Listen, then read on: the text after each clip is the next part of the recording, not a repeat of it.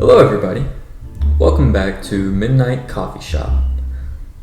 I am your host, AJ. I don't have a witty one-liner.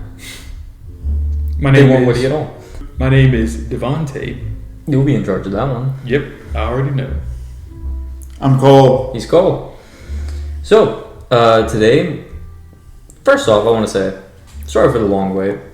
Technical issues that could not be overcome in the moment. But, like I said on Twitter, I think, we have more planned for, honestly, the next month. This will come out on the 31st of May. And keep your eyes peeled for June. We have stuff planned. So, but before we get to the topic of today, which is battle royales, which none of us have really played much of in honestly the past year, I think. Mm-hmm. Before we get to that, though, let's talk about the news. Let's get right into the news. That's not copyrighted, is it? You know what? Knowing him, you'll see my lawyer. Hey, we'll get popular off of that. Copyrights absolutely will. That's a strategy. So I'm going to talk about a lot of games that I don't know what the fuck they are, and then I'm going to talk about some that I do. Anyways, Harmony: The Fall of Reverie comes out for the PC, the PlayStation 5, the Xbox X, and The Xbox... bro, you having a stroke? Dude, yeah, because it's Xbox SX and then the Xbox S. I have a lisp when I say those words. SXS. And the Switch. Then there's Race Rocket Arena Car Extreme coming out on the PC. Hold on, run that by again. Race Rocket Arena Car Extreme. What, you want me to enunciate all my goddamn words? Preferably, man. It's kind of hard to understand. All right. Well, eat dick. Doesn't taste good. No, it doesn't. Mm-hmm. Glad we know. I'll say the same thing. Comes out on the June 1st.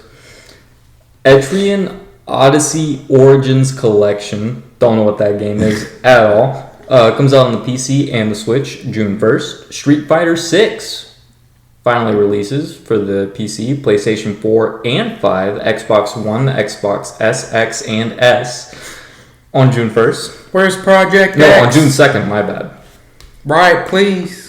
Oh, God. Where's the Xbox 720 Project X? on Microsoft? Wait, Project X. Isn't that what it's called? Project X? Which one? The fighting game. Project L. Project L. Valorant was Project A. There was no project name given for Legends of Runeterra or TFT because they were both out by then. The MMO got Project F, I think. I guess there is no Project X. No. Damn.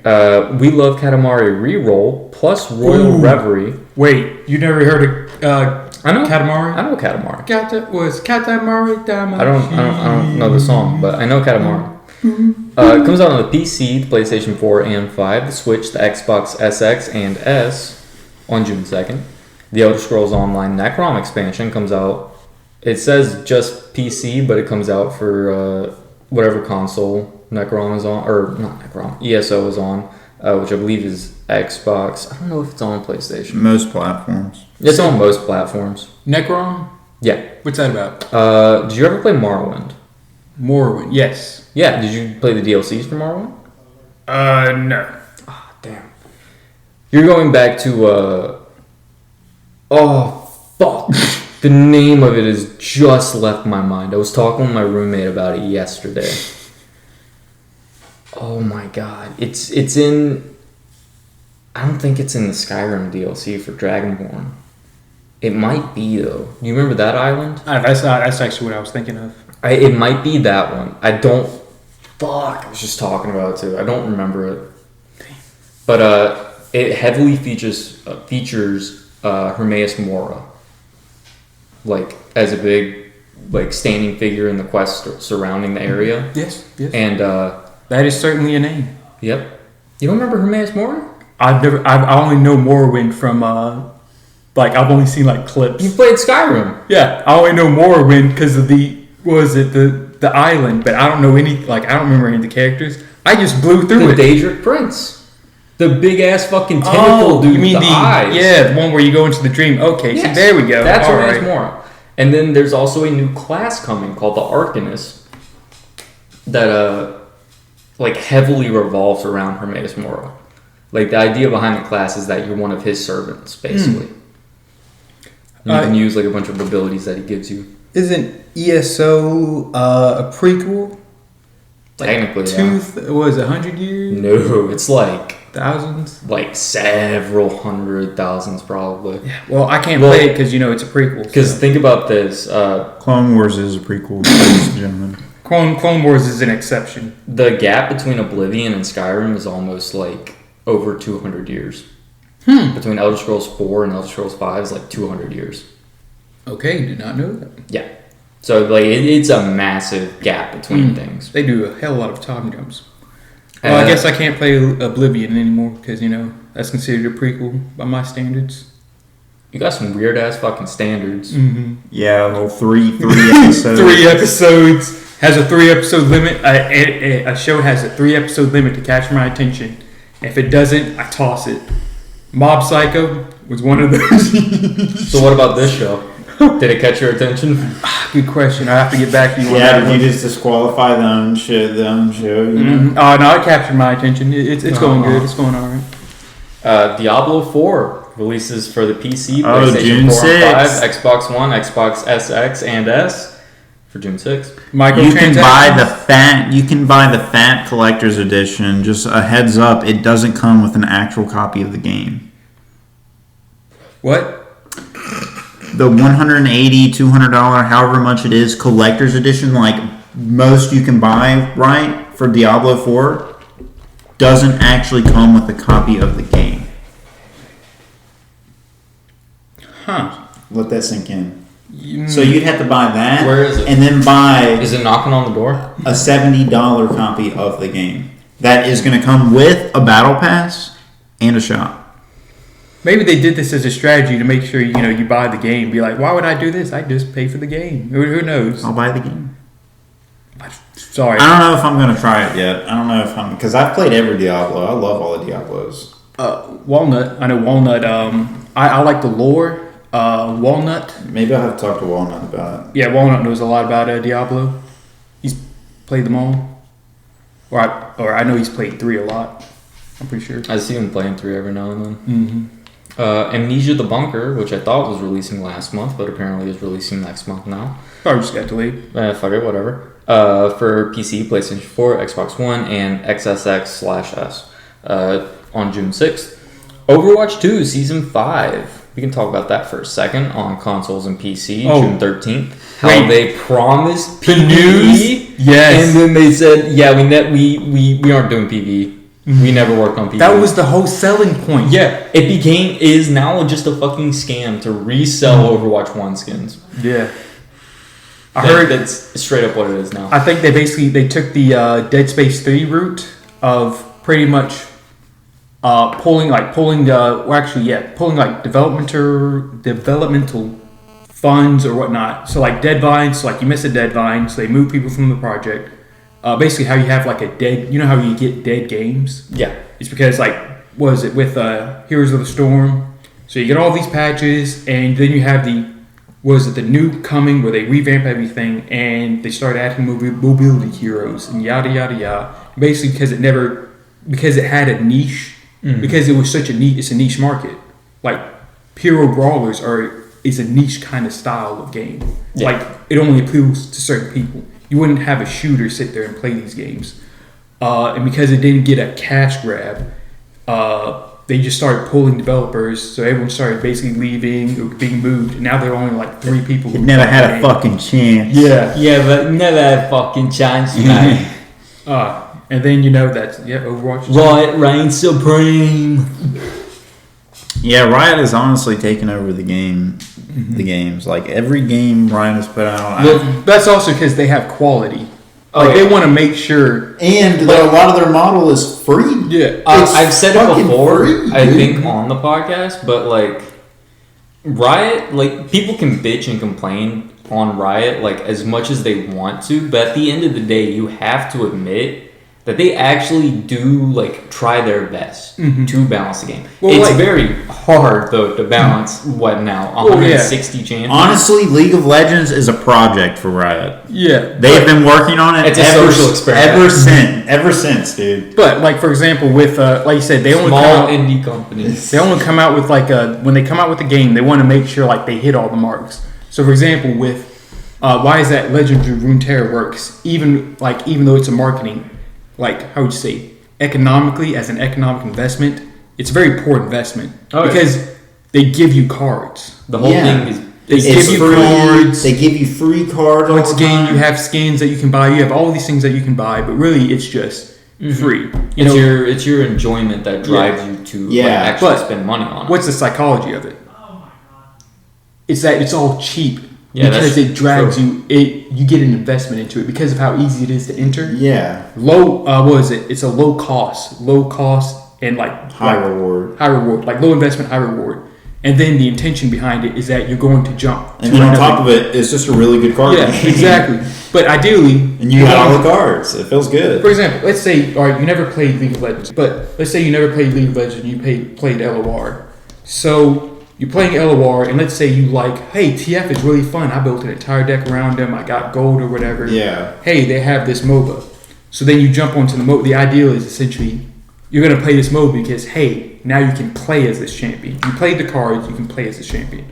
Kind of like, imagine if Hearthstone came out with the, Brawler, which I guess would be Heroes of the Storm, where, hey, there you go, World of Warcraft. Why is it that Heroes of the Storm was kind of like a well-received game? It's because you could play as all your favorite varying characters.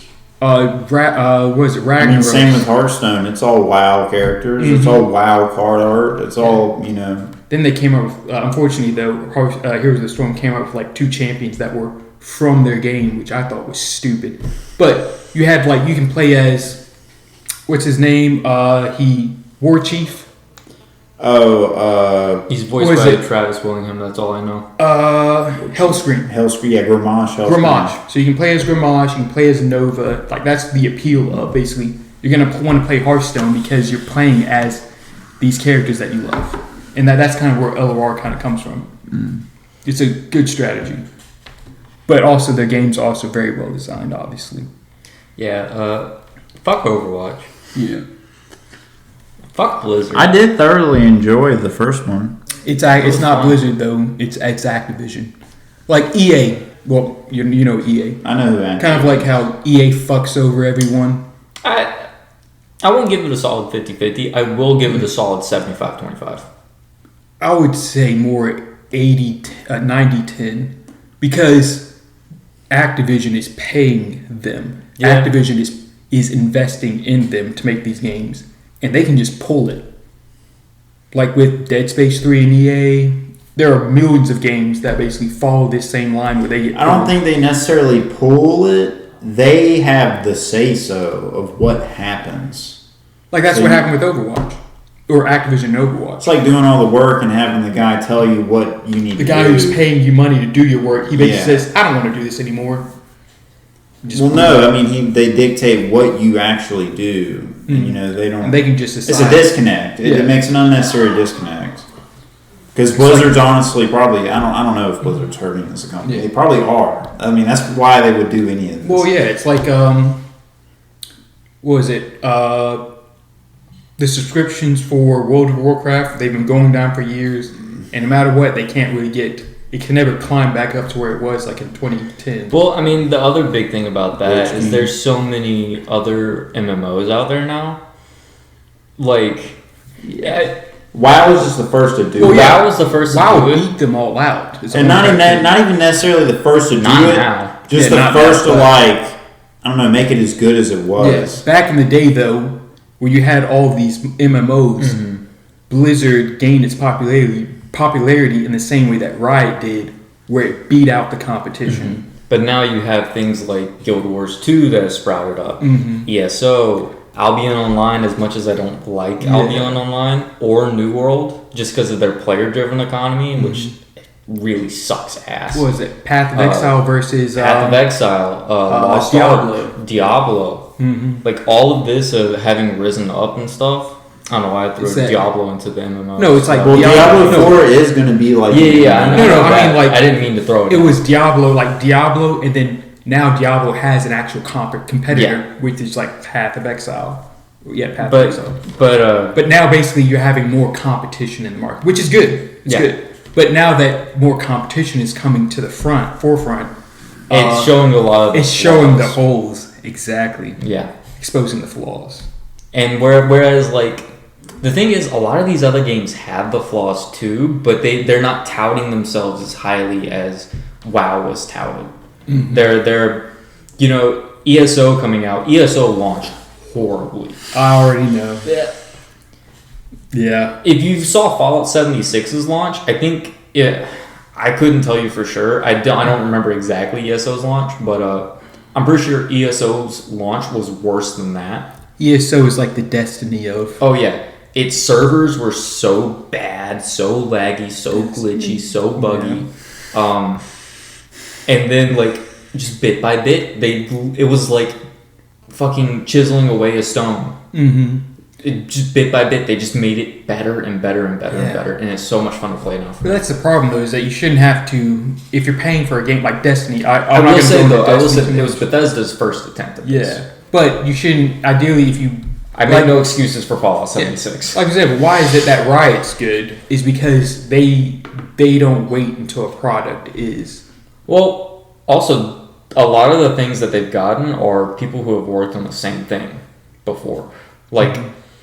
Now they don't have them anymore, but they got Ghostcrawler for working on MMO. Who worked on World of Warcraft it was WoW. That's because they're smart people. Yeah. Yeah. But like how hard is it idiots. How hard is it to get a smart person?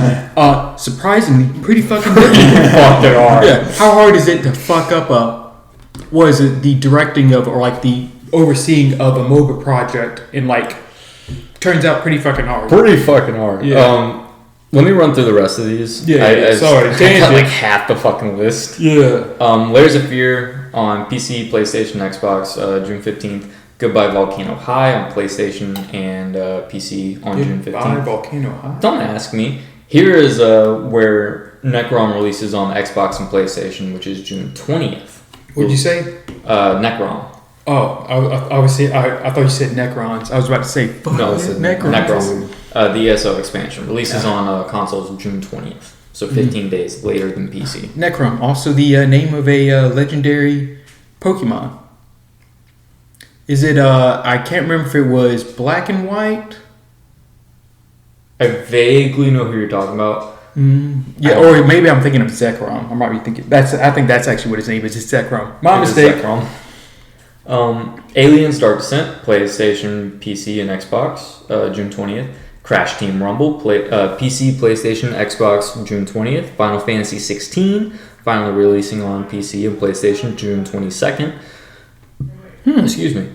Story of Seasons, A Wonderful Life on PC, PlayStation, Switch, and Xbox on June 27th. Paranormal Hunter on PC, June 29th. AEW Fight Forever, just about any console you can think of, June 29th. Ghost Trick Phantom Detective for all consoles, June 30th. Ragnarok Begins on the PC on June 30th. And Master Detective Archives Rain Code on the Switch on June 30th. Those are all the games releasing in June so far that we know of. I want to rewind to last week, I think it was, when Convergence dropped. Riot Forge's latest game.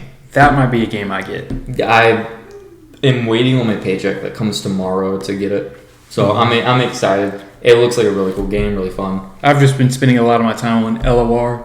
Oh, ESO. Shit. Oh wait. Also, humble brag. So Cole was sitting there telling me, he's like, Devontae, Kaisa in LOR's solo campaign, she's just super difficult. You're gonna have a problem with it. And then you have Galio and yada yada yada. I played Galio. I full. All right, in one day. Was at 4 hours, I sweeped them all. Damn. Just want to say, humble brag. I killed that. 4 hours. I killed that. Worth it. And you only beat it with one. You hadn't beat it. Hold on. That's the technical thing. He actually hasn't beat it. He says he's beat it, but he's only run through it once. Beating it is run through it 3 times with champions from different regions. Have you beaten Kaisa yet? I'm not sure. Yo, man, get off the floor, man. Get that dick out your mouth. I don't think so. I don't think so, but I might have. I clean sweep them all. You've only beaten Thresh. Yeah, I've beaten Thresh. Also, but have you played against Tom Kinch? Actually, I haven't gotten the Kinch. The Kinch. But also, thing you should know too with the 4 stars. Galio's 4 stars. He's 3.5. I can swear he's 4. He's 3.5. Or maybe he's 3. I know for a fact he's 3.5. But either way, though, the journey to him, it'll take you about at least minimum hour and a half. Yeah, because he's all about health stacking and like really long. You're gonna play a long ass match. The 2 fights at the very end took me a combined total of like at least 45 minutes, and that's just because I had the power. You can get like powers in the game, and one of the powers is whenever you deal damage to them, you decrease their power, like their attack. Basically, you can decrease their attack by how much health damage you deal. So I could just area control him, and he couldn't do anything really, or he couldn't deal any damage. But it was agonizing having to just sit there and just whittle him down over and over again. It was just painful. Like that's why I play a game like ESO, so I can just go in and burst people. Yeah. Watch the numbers go up. Damage. Yep, that's base. Spec out a little bit. Yep. But those were all the news. No. PlayStation had their showcase today. I had no idea what was happening, or I would have tried to watch a little bit of it before I came, but I know last year they canceled E3 now. E3 is completely canceled, and all the companies are just doing their own showcases. Like, I think Bethesda did theirs earlier this year, actually. I think Xbox or Microsoft, or whoever you want to say, has theirs later this year. I don't know. I don't know. I don't keep up with that stuff. I think Nintendo also has theirs later this year. I haven't looked at the schedule at all for it. But yeah, PlayStation did their showcase, showcasing a lot of games. I'm not going to go over them, except for 2. Spider-Man 2, the sequel to Insomniac's Spider-Man. With Yuri Lowenthal voicing Peter Parker. He was the guy who played Sasuke, right? Yes. Yep. Actually, very voice good actor. Yep. Very good voice actor. But yeah, Yuri Lowenthal voiced Peter Parker, and Insomniac Spider-Man came out with a sequel for it. I think it's also he voices him in Midnight Sun, basically any animated version, roughly yes, to just some about. degree. Yeah, there are obviously some exceptions. Yeah.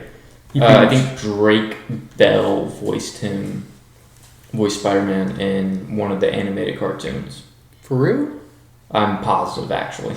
Damn, didn't know that. Yeah. But yeah, sequel is coming out later this year, I think, featuring both Peter Parker and Miles Morales as playable characters.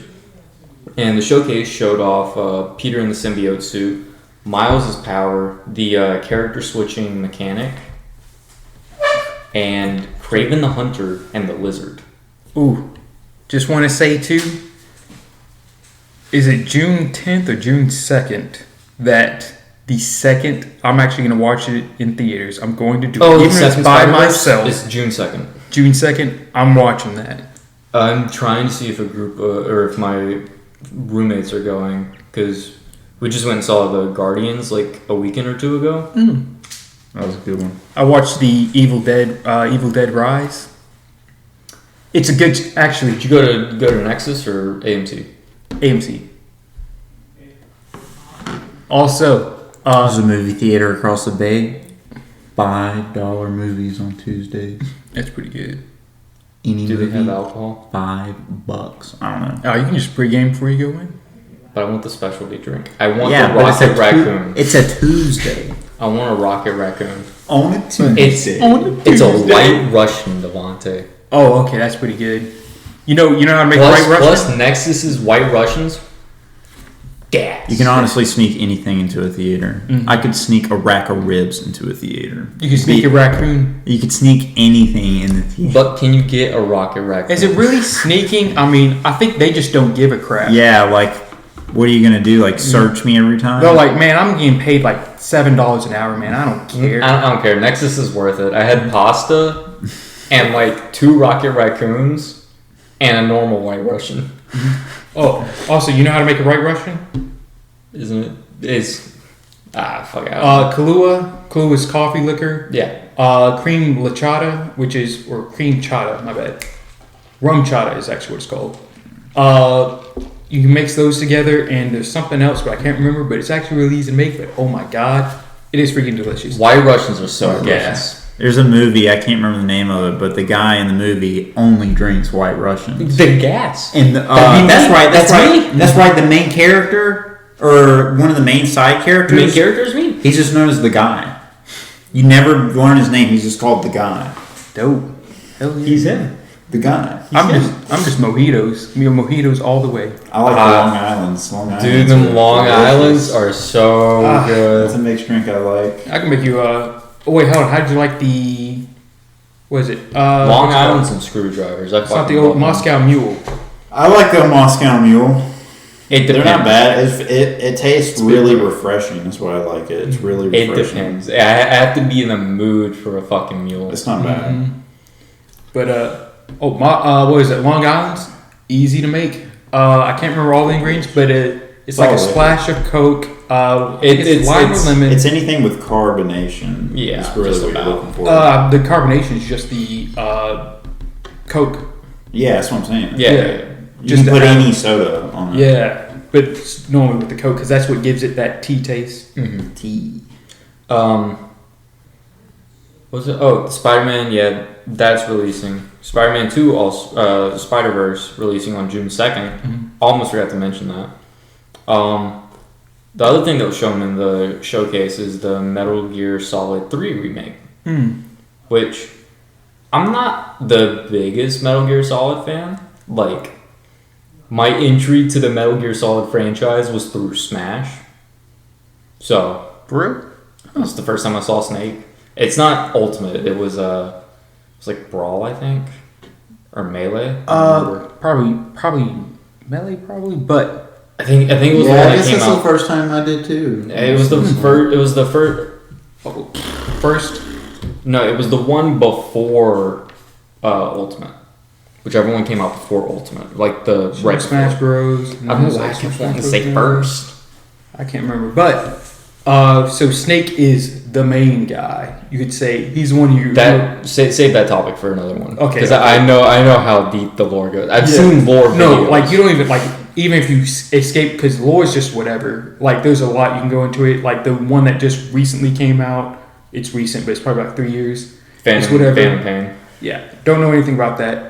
But basically, I have it. I've played the prologue, and Snake is the face. Yeah. Right. And then pretty much they came out with Revengeance, which is where for 5 years it really was one of those niche markets in the same way that The Last of Us was a very niche game. Like not many, it wasn't a mass appeal. Yeah. But kind of like with was Revengeance, 5 years after it released or something like that, it started getting memes and stuff like. Basically, the meme community got a hold of it and just threw its popularity through the roof. And now it's become immortalized as meme. Yeah, like for example, Nanomachine son. What was it? Standing here. You know, like whenever it's like a battle, it's like standing here. I realized you were just like, all that. Basically, when you would fight a boss battle, you'd have a music in the background. The music was amazing. It got you really pumped for the fight. It was good, a good score. But only because the meme community got a hold of it did it actually become popular. What it was. Yeah, that actually became a cult classic, you can call it. Net. Mm-hmm. But that's not what we're here today to talk about. We're here to talk about... Still not there yet. Wait, what? You got any Still more? got more. I got more. Oh, got more. All right. Mortal Kombat 1 reboot was announced. I'm honestly fucking hyped for it. There's so much we can talk about there. You got to put that in the list as well. I will. But the one thing I wanted to talk about news-wise was simply that it was announced, and it's also going to be 100 fucking gigabytes at base. 100 gigs. 100 gigs for the base game. Isn't that is that 1 tera, right? No, 1,000 gigs is 1,000 gigs is 1 tera. Okay. But to give you an idea, Mortal Kombat 11 with all the DLCs, I believe, like all the DLCs, skins, fighter packs, etc., was 112 gigs. So the fact that a fighting game is releasing at 100 gigs. I can't conceive of that. I'm going to be real with you. That's insane. I can't conceive of it. It's fucking insane. I don't know off the top of my head, but I could. It's gonna take up 1/10 of the space on my fucking computer. I'm so glad I have a fucking hard drive, an external hard drive. That shit's gonna come in so handy. Especially if they keep doing shit like this, like game I mean, they're only companies. gonna get bigger. Yeah, But I feel also they should be able to compress them better. Absolutely. They could make them way more compressed than that. Probably. It's probably not really going to be 100 gigs. They're going to probably like downsize it a bit because you can streamline it, I imagine. Like, you know, where... no, the specs that they released. Because Mortal Wait, Kombat... it's just the specs? Huh? Is it just the specs or is it the data and all? The data. Like, that... So wait, the game... Like, what did you say? The game's... That the game's just NetherRealm announced. has said... NetherRealm has said you need 100 gigs of space to Minimum. download Like, this these are game the minimum. requirements. Minimum. Okay, there we go. That's what I was trying to get at. I don't know. Maybe because it's just announced, so probably like 2 years or so. I don't think so. Let me look. Because if it's just I don't think announced, it's 2 years. But I basically, think it's a lot sooner. because with changes in the industry, you could have more streamlined. They could basically minimize like the amount, basically. When the technology becomes more, Okay, I don't want the original Mortal Kombat release date. I could go into a lot about Mortal Kombat. Yeah, Also- that's one for later. Interesting thing about one of the things that made Riot so very September popular- 19th. This year. Wait for real? Mm-hmm. That's why Huh. they've been working on it. I mean, shit. I just know normally then- when games are announced, it's not like really with the attached release date. It's No, more so. you're thinking of like Bethesda style games. Mortal Well, like- Kombat, they're like, They just yeah, drop we it. got this coming in like a week. I think it was like it's kind of like Apex, where Apex was announced and then like the very day it was announced, it's like, oh yeah, you can get it now, Yeah. or something like that. Like they just immediately dropped it just out of nowhere. Oh, it was like Ruin King too, Yeah. because that came out like on Arcane's finale release, I think. I think Yeah, so. because they were doing like the whole like walkthrough of Arcane, Mhm. like the whole celebration or whatever. Mm. And during one of the interviews, one of the dudes was just like, "Yeah, and you can go play Ruin King right now." And everybody's What like, is "Huh?" Convergence. I only heard about it 2 weeks ago, and then all of a sudden it's like, hey, it released last week. Bro, I've been hearing about Convergence since like before Ruin King. For real? Where? All right, Convergence was supposed to be like releasing like a month after Ruin King. And that was like, so Ruin King released in 2020 or 2020. 2021. So that means that game's been delayed, or Convergence has been delayed for a bit.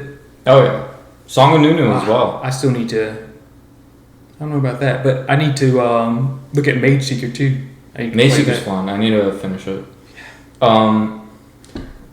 But yeah, it's just blowing me away. Mortal Kombat's fucking 100 gigs For a remake. for remake. What? Or are they But just here's the big resetting difference. it? Here's the big difference. What's the difference between a remake and a reboot?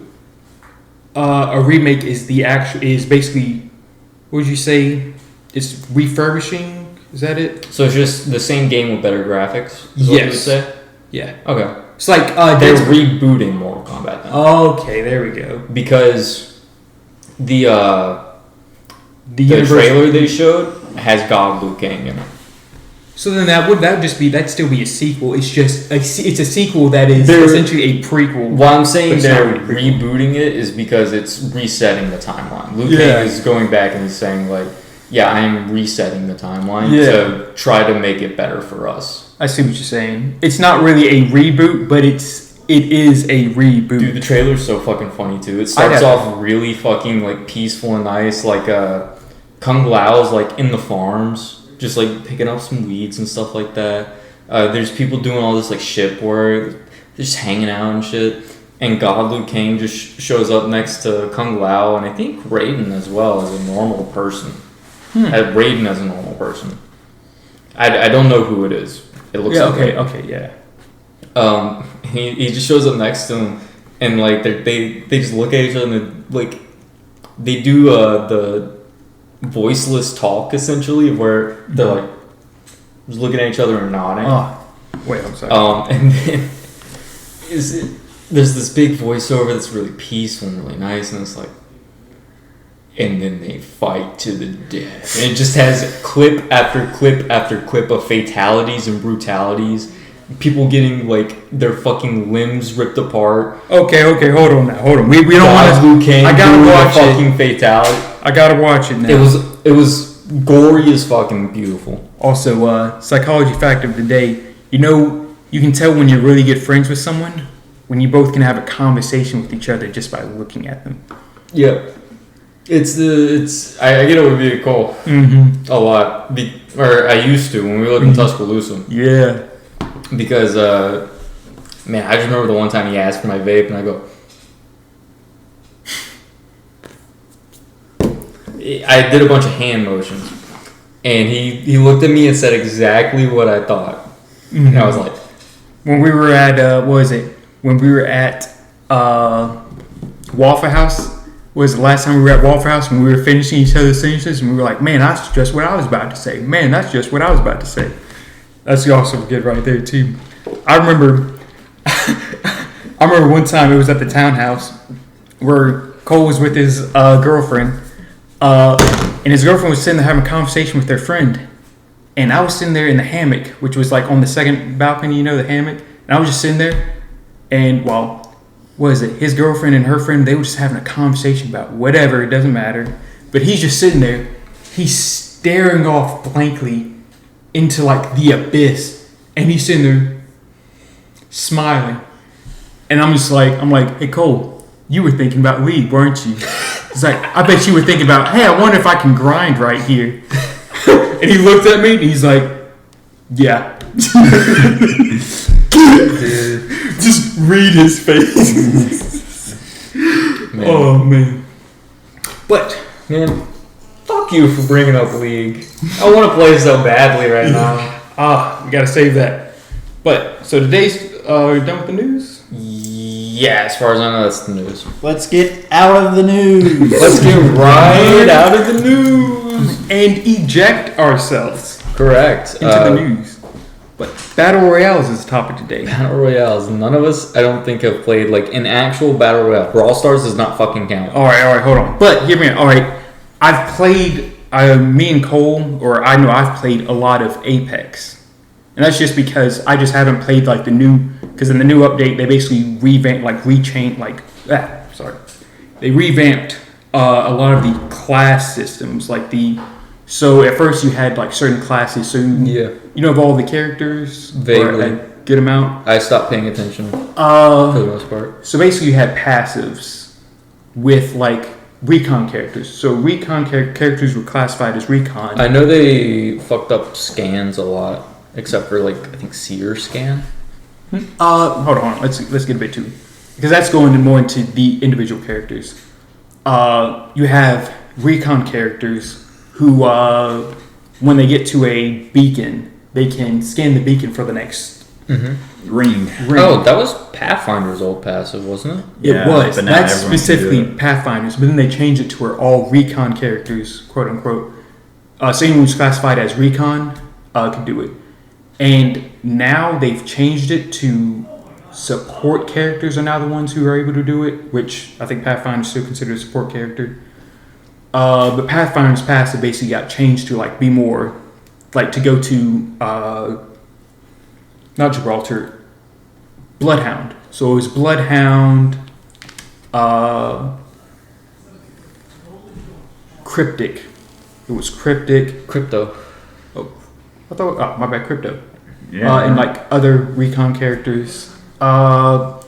Defend. What was it? Support characters. I think could access a. No, my bad. So Lifeline's passive was you see a blue supply crate or supply bin. Mm-hmm. You can open up. You get more support like items like extra health packs or extra shield shells. Yeah. Shield cells. They changed that to be more towards the. I can't remember what class they put it in now, but now anyone who's defined in that class, like that class area, now has access to that passive. You also had defensive classes like Gibraltar. I can't remember what their passives were. Probably take reduced damage. I haven't. That's actually specific towards. So like female, that's actually specific towards arena style games where you have female and male characters or characters with small models. Yeah. So in the case of Gibby, it's actually what it's called, Gibraltar. Gibraltar, Caustic, they both have bigger character models. Yeah. So they aren't slowed by heavy. Yeah, have you ever tried shooting an Octane? Exactly. It's like shooting at a stick. Octane, Wraith. Pathfinder. He's got a small model. I don't think it was Pathfinder, but I'm talking about like Wraith. Lifeline seems like she has a small model. Lifeline, I think, was one. I'm more thinking of it's the guy who Revenant. Revenant was also one of them. But they all take like a 5% increase because of how hard it is to hit them. Revenant looks like so cool and like the art and stuff. I cannot take his gameplay clips I see of him seriously. He just looks so fucking goofy. That's the thing I'm annoyed with him is his lore is pretty crazy, like pretty good. But the gameplay archetype how they built him out just doesn't live up really to the theme. I haven't me personally. I haven't played Apex since 2019. I haven't played Fortnite since like 2017. I've dabbled in a handful of other battle royales, but never were my cup of tea. Like even other like normal shooters I could fuck with, but battle royales were just Yeah, they're alright. Never interested me. Cole's played a lot of Warzone. I can talk a lot of. I haven't played a lot of Warzone. I can talk a lot of Apex, but that's just of like the earlier iterations of it. Yeah, when Apex first came out, I played a lot of it. I did too. I was playing hell yeah. Apex was really cool. I remember playing with you. Yeah. While you were in class. You were in class when you were playing? Yeah, I played League in class. I played a ranked game in class one time. Destroy, dude. Did you destroy the test? I did. I remember the teacher. It's probably DPQ. It's Cal 3. It was Cal 3. Cal 3, I was playing Apex, and he was coming around to take attendance. He took it at the end of class. And he was coming around. I had to all escape out of it and like have my attendance up. So he would like count me as in. We played when they had gun game. They had their gun games version. You remember that? In Apex? Yeah. I did. Yeah, we played the shit out of that. So basically Apex, so you have... They had a gun game. Yeah, we had Apex, basically, you have the iterations. They did that one time. They play into the psychology behind it is FOMO. Fear of missing out. So you have maps, so like Kings Canyon is never going to be the same as it was when the game first came out. King's Edge as well, so on and so forth. That kind of sucks because I like the OG Kings Canyon. Was awesome. Yeah, it was great. I loved it. I just remember dropping Market or Skull Town. That was it. You remember back then too? We going Market, boys? All right, boys. You sit there. Let's try not to get killed in the first 10 seconds. You grabbed the. That was back when you grabbed the Peacekeeper. That was back when if you found a Mozambique, you spam pinged it. Mozambique here. Here. We don't take these. Nobody touches this. Yeah, it was literally like you're running around looking for a gun, You don't have a weapon at all. You see a Mozambique and you keep running. Yeah, you just. It wasn't ever worth it to pick it up. Mm-hmm. They make it a lot better now. Yeah, it's actually. I know that. It's It a lot collapsed better. Yeah, it used to only hold 3 shells. Now it holds 6. You know, oh great, yeah, that's pretty good right there. But you know, you're just gonna trade that for a peacekeeper. I remember. I maybe won like 2 or 3 Apex games. Only won a single Fortnite game, and that was with me, Cole, and Caleb. Damn, that means I won a Fortnite. I was about to say I've never won a Fortnite. Yeah. game. Do you remember? Yeah. You don't remember that? I remember us playing. We did nothing I don't at all remember the winning. whole game, and we killed the last team. That's it. right. That's it. I remember that one. Camped out to the. No, we didn't even camp out. We dropped. So we had this like spot. Obviously, the map has completely changed. This was back in like season 1 or 2 of Fortnite. Yeah. It was a spot up in the like top left corner of the map, just underneath Junktown. It was this like these 4 like torn down houses, but like 3 or 4 chests would spawn there. So we dropped there because no one ever drops there. We loot all the chests, get kitted out with weapons. We did that, and then we just sprinted all the way across the map because that's where the circle was. And as we're running, the numbers are just ticking down.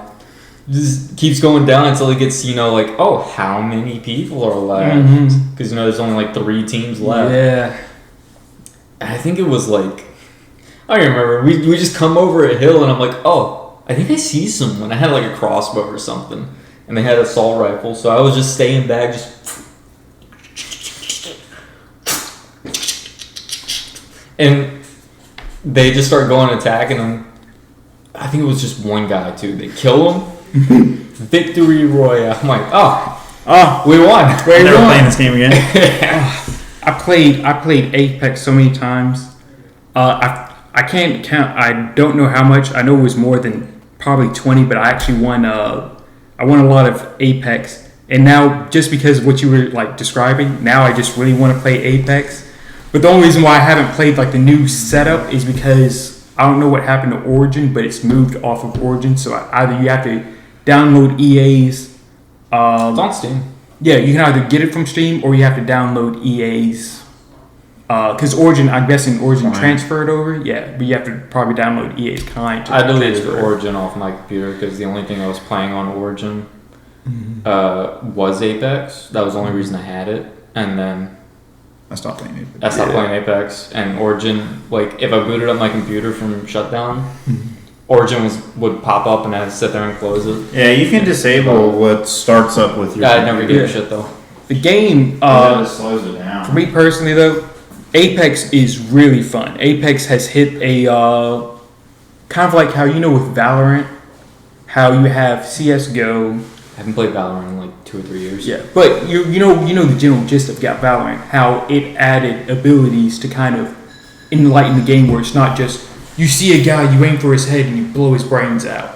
It's now like, hey, you're gonna add these mechanics. The thing I don't like, I like Valorant. I think it's fun most of the time. The thing I don't like about it is it added a meta to something that was honestly pure skill. I agree, but to also I don't know if you probably don't remember it, but I remember when we first started playing, one of the things that I said to you was that, hey, the addition of, abilities, it feels a lot like the characters with, Radiant or whatever, like Radiant characters feel a lot stronger, and you're like, Fonte, that's kind of stupid. Because you can really transfer the game, where like you said skill, kind of like how you said skill, where it adds I think that the abilities add I was stupid enough to believe that. Basically the abilities add more skill to the game. Where now you can't just run in, look at someone and just blast them. You know what I mean? Run and No, go. because people were still doing that. And in fact, they were doing it a lot easier because you pick Jet.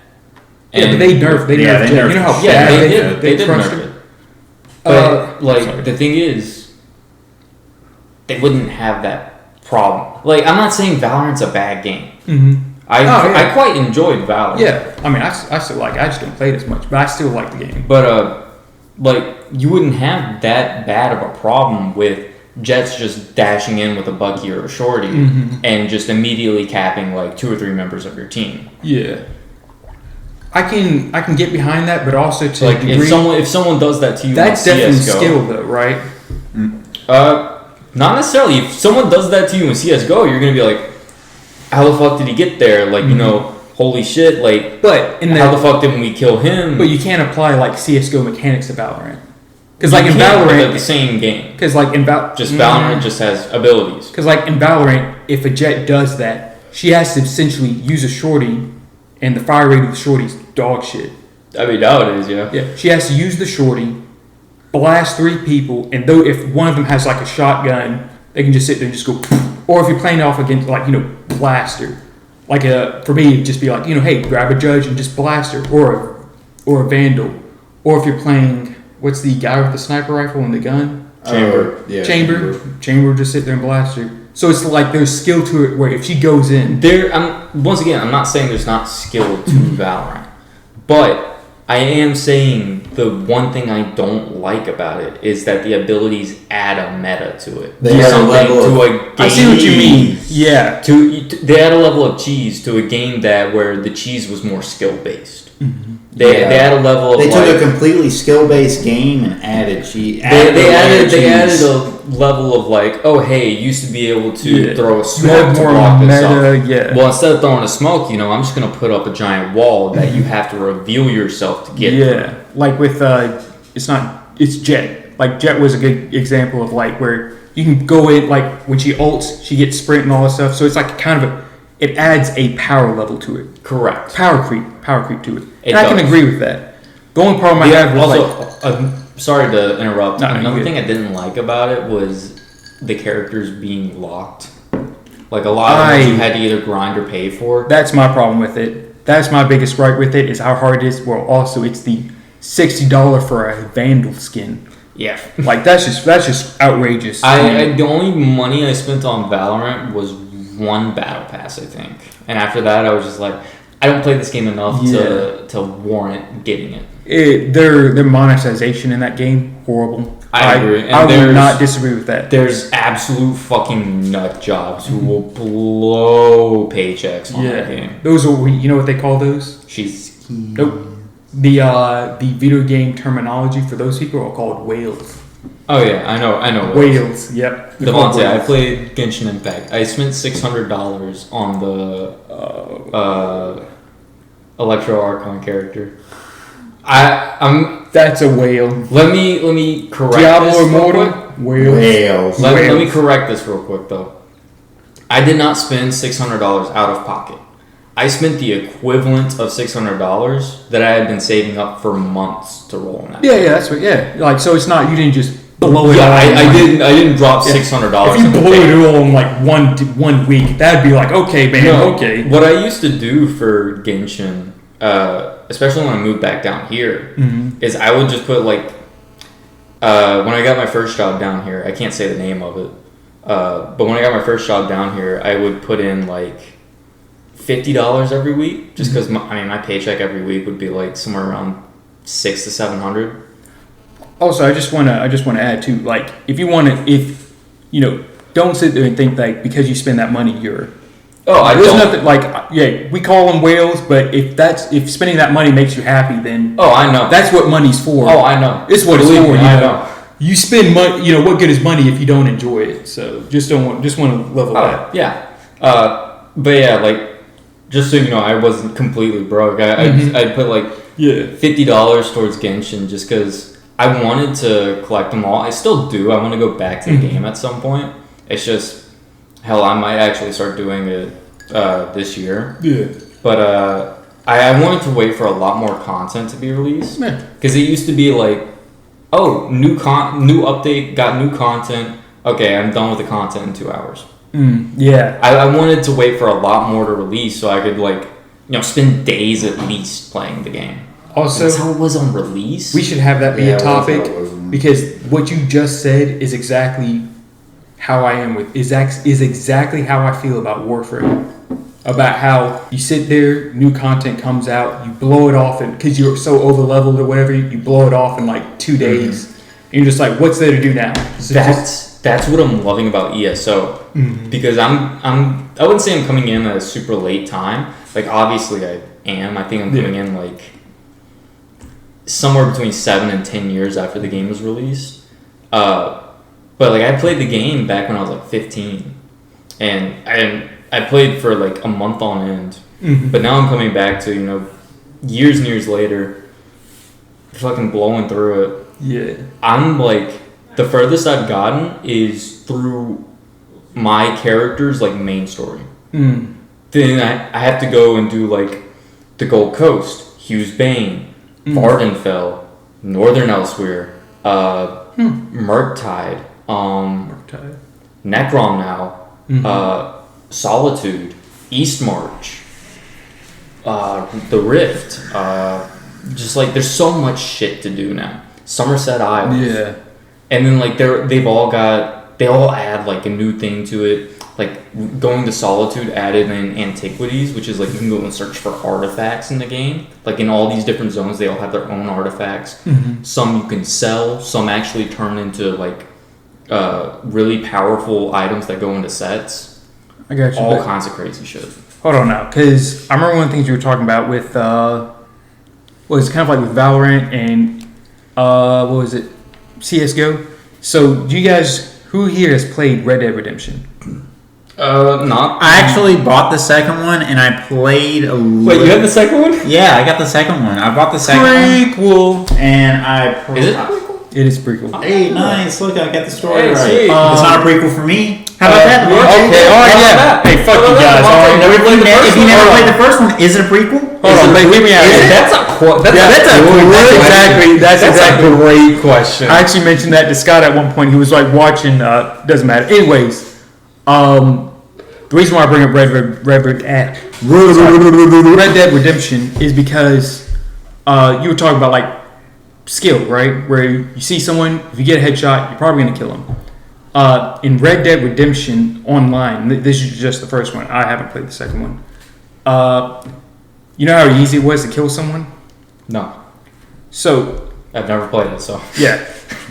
This is also. Got him. I could go into like basically game mechanics. This is going into like I game think I have mechanics. played the first one a little bit. I can't You remember. had the zombie version. I remember playing the zombie version. That one was a good one. I liked War, obviously. The zombie horse, because you can capture the legendary horses. Or my bad, not the legendary horses. What is it? Horses of the Apocalypse. And War was the fire one. You remember that? Don't remember much. All right. I'll have to play the second one. I completely forgot I had it. Yeah, I do too. Despite the fact that Jamie bugs me every time I see him to like, hey, have you played Red Dead Redemption 2 yet? And I'm like, I've played. That's the reason why I bought it. I was like, Jamie really enjoys this game, and I've never really heard him talk about a game. One thing that sorry to Yeah, interrupt. One go thing ahead. I've heard about Red Dead Redemption 2, I haven't like fully experienced it yet. It is way too in depth for a single player game. Yeah.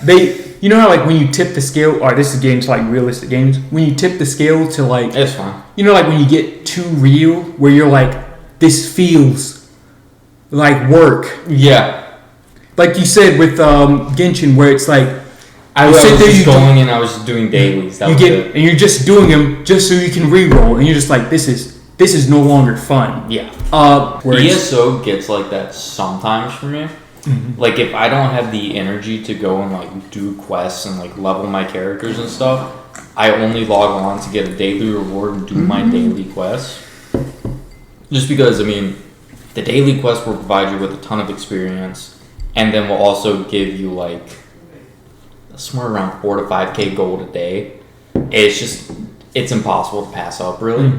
So like I'll log on, I'll do that, and if it goes too long like that, it's so brain numbing, and it's like, do I want to open this just to do dailies? But like for ESO, I do, like, because I'm, despite getting into that monotonous point of like, oh, I'm just logging in to do dailies now, I still fucking love the game. That's kind of how it was for League for a bit, where Same, yeah. like when you play ranked, like I reached plat, and I'm just like, the amount of suffering was just kind of, so I started just, sometimes you have to create your own goals, like, hey, can I sit there and win this lane as I lethality Gallia or something? Your goals? Yeah. Make me want to commit suicide. Hey, we lost against a Rage Blade Lissandra, okay? A 4v5 game. A Rage Blade. A 4v5 game. To be fair, though, Rage Blade now gives you magic and armor penetration, like as a stat for completing items. The mythic passive. But what I was getting at with Red Dead Redemption is, when you're talking about skill, is in CS:GO, is I like the verticality and the dynamic action of Valorant, because CS:GO is a lot like Red Dead Redemption Online, the first game. I don't know how the second game, the aiming mechanics work in the second game, but in the first game, I really hate cheesy mechanics like this in games, is in the first game, when you're playing online, it locks you, when you lock in on someone, when you aim down, like basically when you aim down, because it's third person, you lock in on someone's midsection.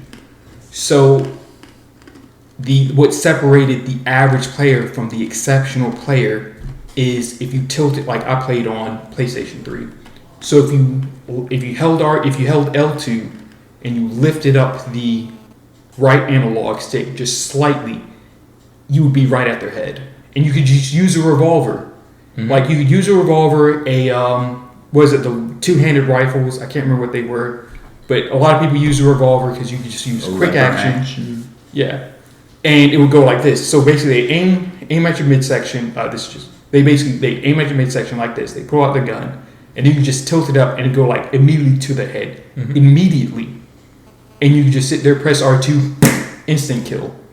So what separated good players from bad players was that one mechanic. One of my favorite games in existence, Bioshock 2, had an online game. Multiplayer. It had multiplayer. And that was fun. You could play as a Big Daddy. I don't know if you guys ever played, but you could play as a Big Daddy. You could play as a regular character. But there were multiple cheese mechanics in the game where the separation between being a good player and being a bad player was using those mechanics. So I'd say that I'd use this one mechanic where you could go stealth and you could use a buffalo rifle, which was just because I love buffalo rifles. Was it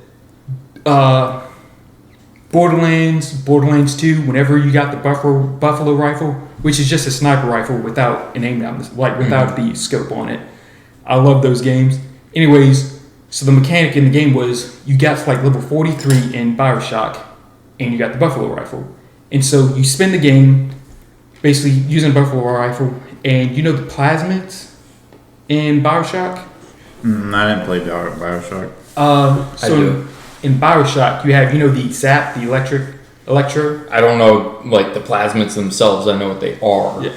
All right, so you had, in multiplayer, you had electro, which was you zap someone. And if you zap someone, you'd stun them. And there was one cheesy mechanic where you could use a wind trap. It was this thing called a wind trap or wind siphon, whatever. You place it at a door, and it would blast someone up. And if they collided with a door, it'd be considered terrain collision, and they'd receive a lot of damage. But you could also modify those traps with your second plasmid, because you could hold two.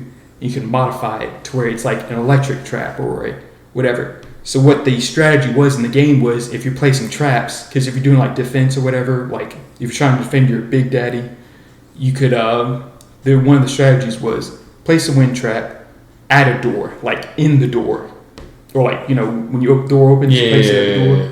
So you place the wind trap and then you zap it, so it's now an electric wind trap.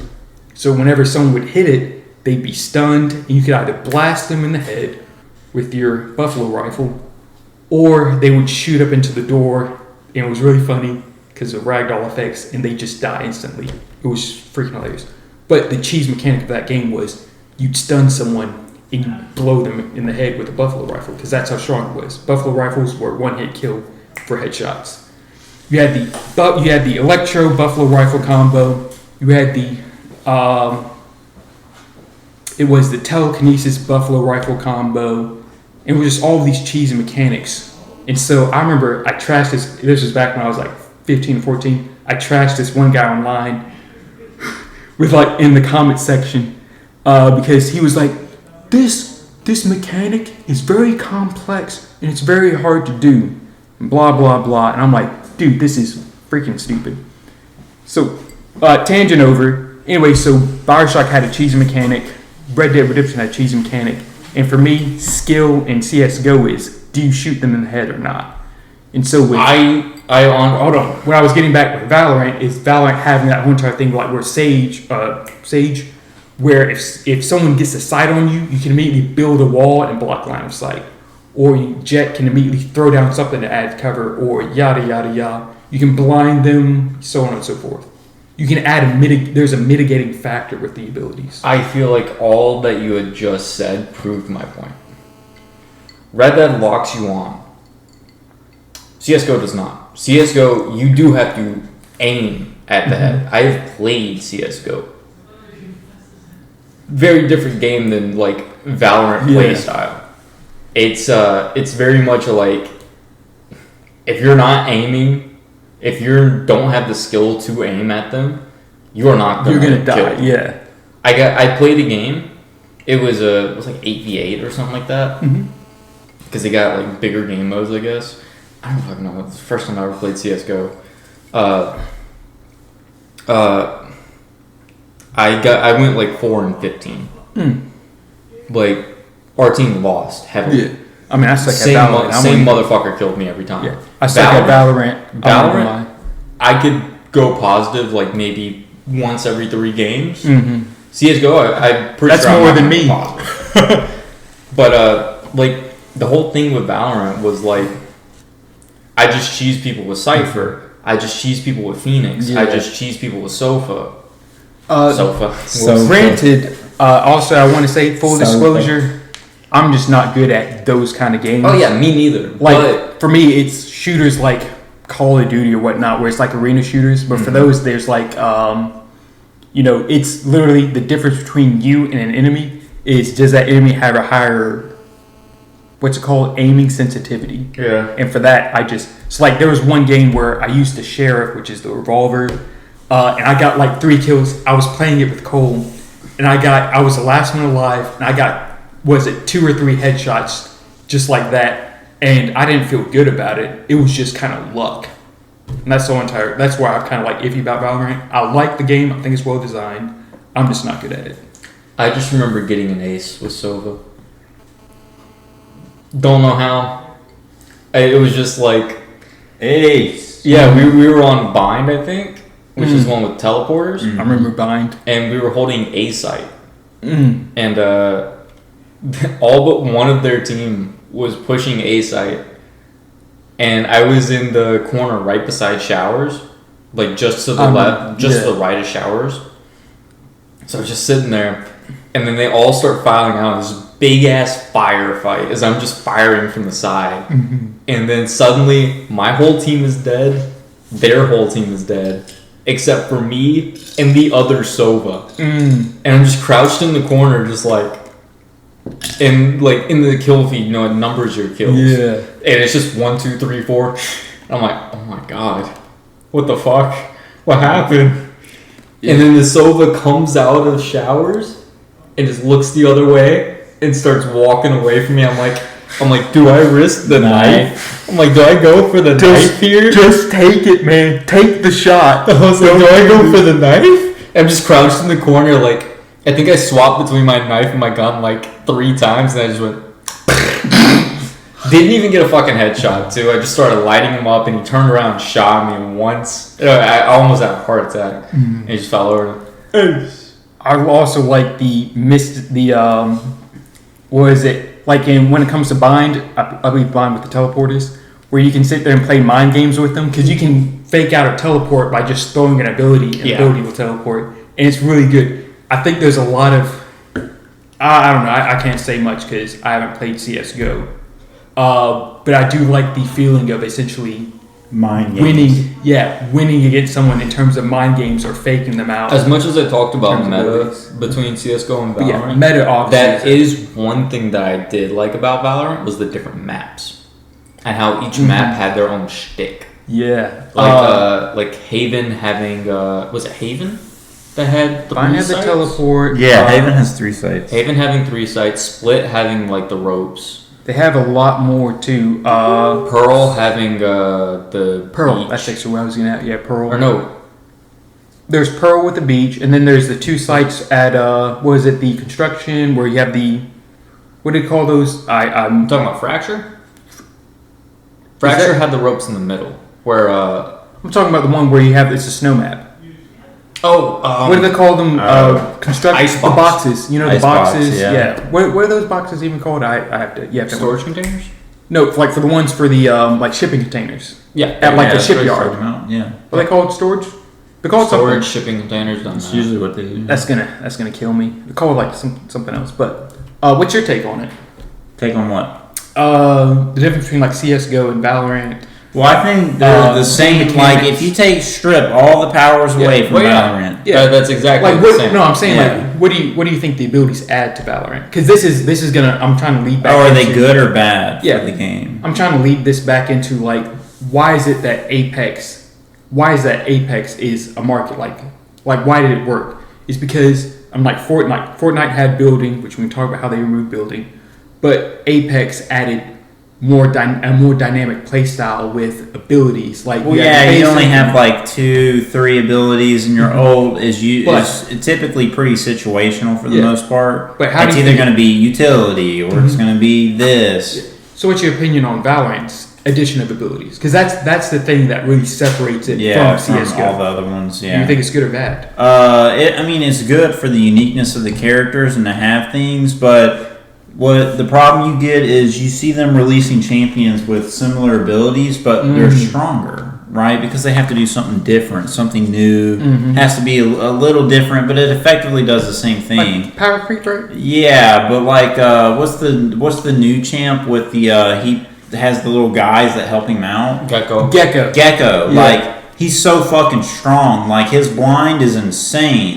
His guys he can pick are, up his own ability. yeah, He his can pick up guys his are thing. multi-purpose. Like you see them coming out with similar champions that do the same things, but they're over kitted out. They have all these crazy abilities. Additions. Yeah, and you see that with the new champs. Like look at Chamber. Like yeah, he's a really unique champ, but he can teleport. His sniper rifle is insane. Everyone, like, what is it? Now you have that teleport always. Like, Yeah. most champions have a teleport. Yeah, it's insane. Or like a dash or something. like built-in mobility. Yeah. And if Except they for don't, Cypher, my beloved. Yeah, Yeah. Scythe.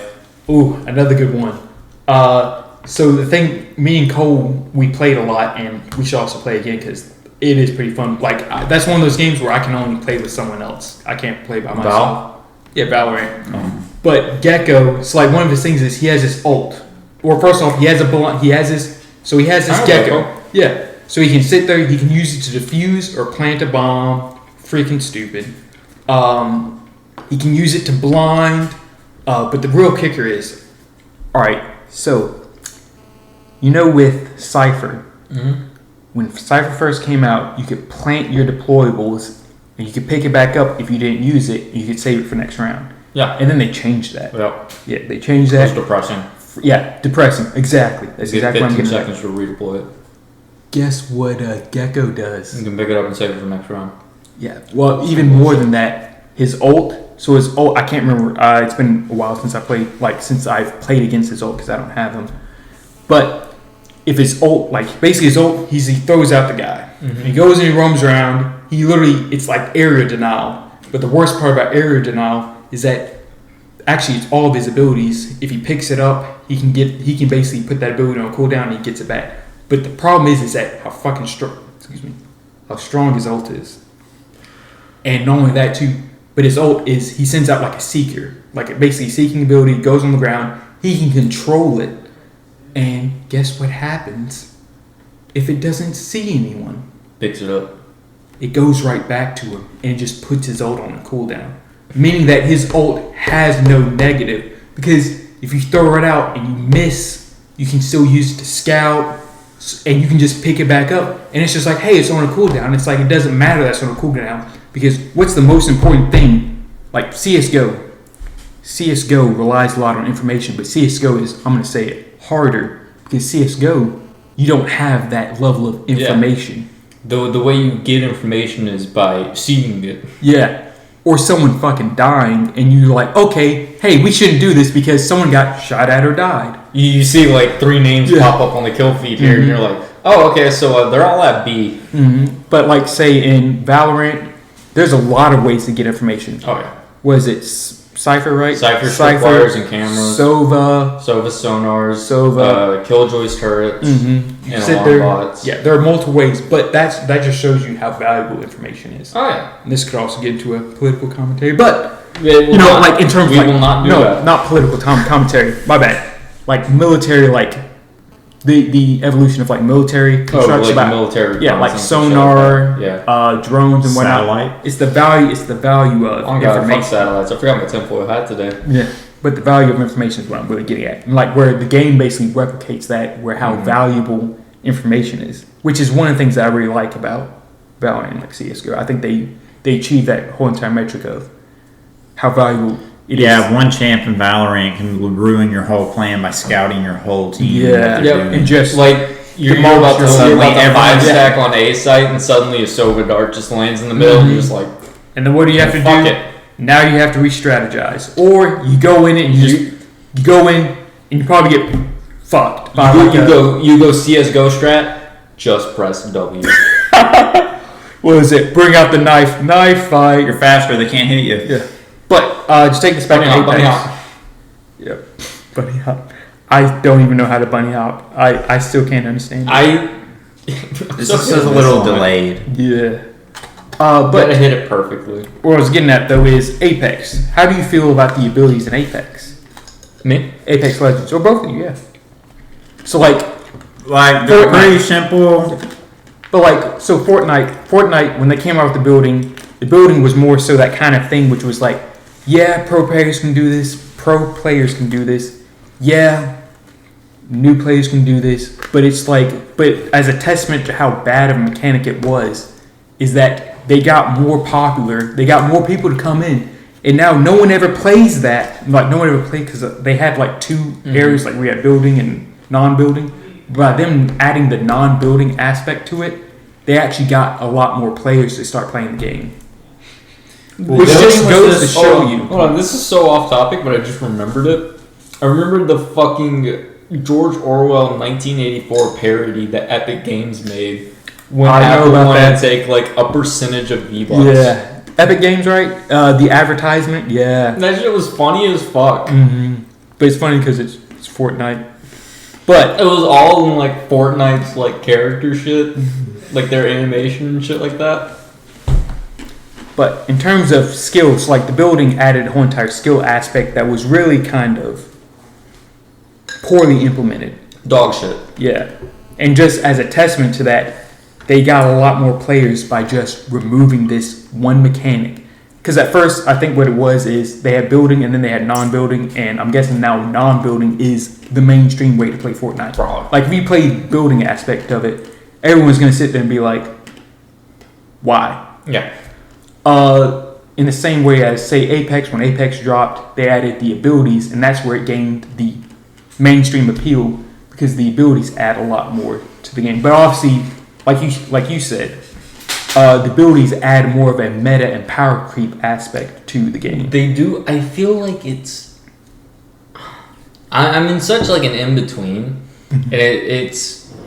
I feel like it's not an empirical sense, but more of like a personal feeling towards it. I feel like it's like there's always going to be champs that are strong in the current state of the game. Hold on. Whoa, they're legends, okay? Yeah, legends, whatever, but that you may not like playing. Like, hey, I know that champ's really good. Hey, I know it's really strong, but I don't care about fucking playing it. Yeah, Bloodhound. See, I love playing Bloodhound, but when he first dropped, on the release, he sucked. His scan was complete ass, bro. They had to be like right next to your ass for you to scan them, and it's like, oh no, I can't see you. Yeah, all you do is tell them that you know they're there. Oh no, wait, that's when they bust out the Peacekeeper. What are you talking about? It's the Mozambique. Don't even, man. But we could talk about the weapons too. The weapons also have like a meta to them as well. What I was saying was, it feels like it's better in Apex, in Mhm. my opinion. I'm don't get me wrong. I much prefer Valorant over Apex. Valorant's more my cup of tea. It's a We're talking about like the difference between the game battle royale. We're still genres. talking about battle royale. Okay. I see what you're Genres. saying. Yeah, I prefer Valorant's Mhm. game genre to Yeah. battle royale. Mm-hmm. But it feels like the abilities are healthier in a sense for the Mhm. game in Apex than they are in Yeah. They're Valorant. more streamlined and simple. And- in Yeah. Apex. And there's a more distinctive Yeah, like- separation. There really is. Like I really like going into it. I feel like every Apex character has a different ability. Mhm. Whereas going in with Valorant, like these six agents over here, they do smokes. These 7 agents over here, they do flashes. Mhm. This agent, That's it. Yeah, you have flashes, and then you have these 4 Blind. top. These people dash. yeah. Yeah, It is kind of a bit like sure, everyone's got their own shtick. These You know, people got grenades. Yes. Whenever they add, and that's the thing, because it's kind of like it's not really. I don't want to compare it to League, but it's like whenever actually, this is gonna sound strange. In Heroes of the Storm, they added. Do you guys know who Medivh is? Oh. In World of Warcraft? Medivh. Medivh. You talking about Hearthstone Adventure, Medivh? There's Hearthstone. Yeah, that like also. oh wait, maybe yeah. Also, by the way, that was one of the funnest adventures. Just That is a fun one. Medivh, because the whole entire trailer for Medivh in the Hearthstone adventures is a play on The Great Gatsby. Yeah. But Medivh, World of Warcraft lore, he goes in depth. He's what caused the first invasion of the orcs. He was one of the people. He was controlled by Sargeras, demon. Yada, you get the idea. The Burning Legion. He was basically manipulated. The Burning Legion. Yeah. What was I getting at?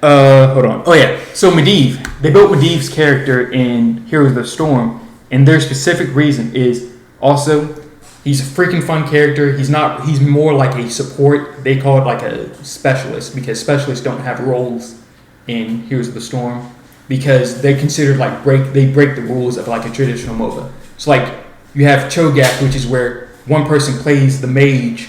And he's literally just a head. He can't move. He's just a head. In Cho'Gath, you guys should actually look at Heroes of the Storm. It's pretty fun. It's like, because... I ain't doing all that, Chief. No, hold on. What I was getting at, though, is like, Heroes of the Storm broke a lot of rules of a traditional MOBA. Because you had, like, 2 characters where one person controls the movement, and it's a tank, and the other person controls the damage. And so the other person couldn't move. They can't be CC'd. But the person who controls the movement, yada yada yada. Anyway, So it's Yumi for damage. when Khan and Zaya first came out, what was teased about it was that they were considered two people, but the wording was situated to where it was like a Cho'Gath kind of theme. Huh? You know Cho'Gath, the ogre, or I think he's a half ogre. Cho'Gath? Not Cho'Gath. It's World of Warcraft. Yeah. The 2 ogres where you have the I know what you're head. talking about. Yeah. It's Cho something. It's definitely not Cho'Gath, No, it's but it might be Cho something. yeah. What I was getting at though is yada yada yada. I thought that Rakan and Zaya were gonna be that duo where it's like 2 people controlling one body. But anyways, what I was getting at though is Medivh. So Medivh, he has a W which makes you completely invulnerable to any damage. His Q, you just deal damage, and if you hit someone, you can spam it because it goes on a lower cooldown. My bad. His Q, that's his Q. His E is you spawn 2 portals, and your team can teleport to it. And his movement ability is he turns into a bird, a crow, and he just kind of flies around. Anyway, so he breaks the game. Yeah. Yeah. That's like 4 ultimates in one. But it's, what is it? I can't even remember where I was going with that. Devontae, you know what that was?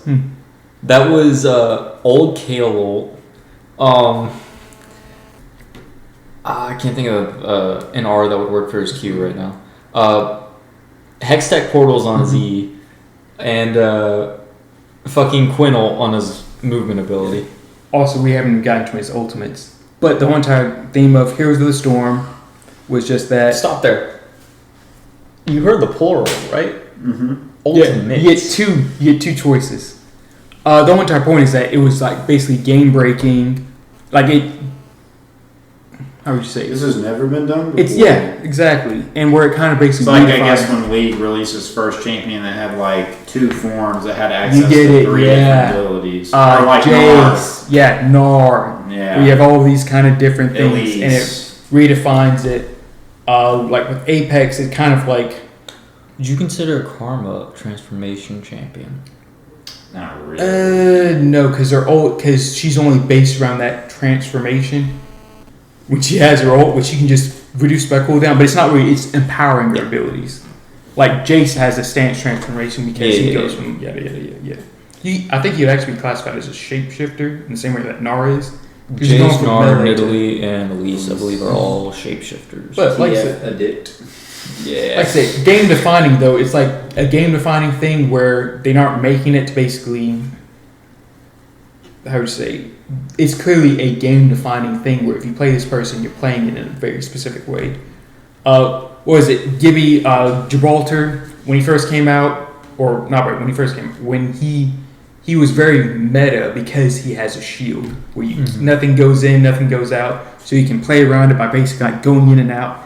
And then it took them however long, and they came out with Maggie, where Maggie's Q, her basic ability, can now just sit there, penetrate the shield, and damage whatever's inside. So Gibby's whole entire thing was dropping the shield, resin, you can throw down your ult. And I've gotten a lot of kills by just throwing down the shield and throwing down his ult and just receiving no damage. And it's really fun. But basically Maggie came in and it's like, hey, redefines the game. It just changes everything. I don't remember Gibby's ult. Bombardment. You have a separation between him where it's just like an area bombardment, and then you have Bangalore where it's just a line, like Okay. a line of just mortars. Yeah, I never knew the difference. One is like just a line where you can basically just go through, and the other one is just an area. Okay. Pretty cool. But the abilities pretty much change the game to where you can't just treat everything like, oh, I see you, I'm going to shoot you. Yeah. And you see me, I'm going to shoot you. Yeah. I was going to say something. I kind of dominated the conversation there for a bit, my bad. I was going to say something. Hey, And I guess that ADHD and At a alcohol. Yeah. I saw that like halfway through the conversation. Meth with a little bit of drink. Halfway through the conversation, I'm like, I'm talking way too much.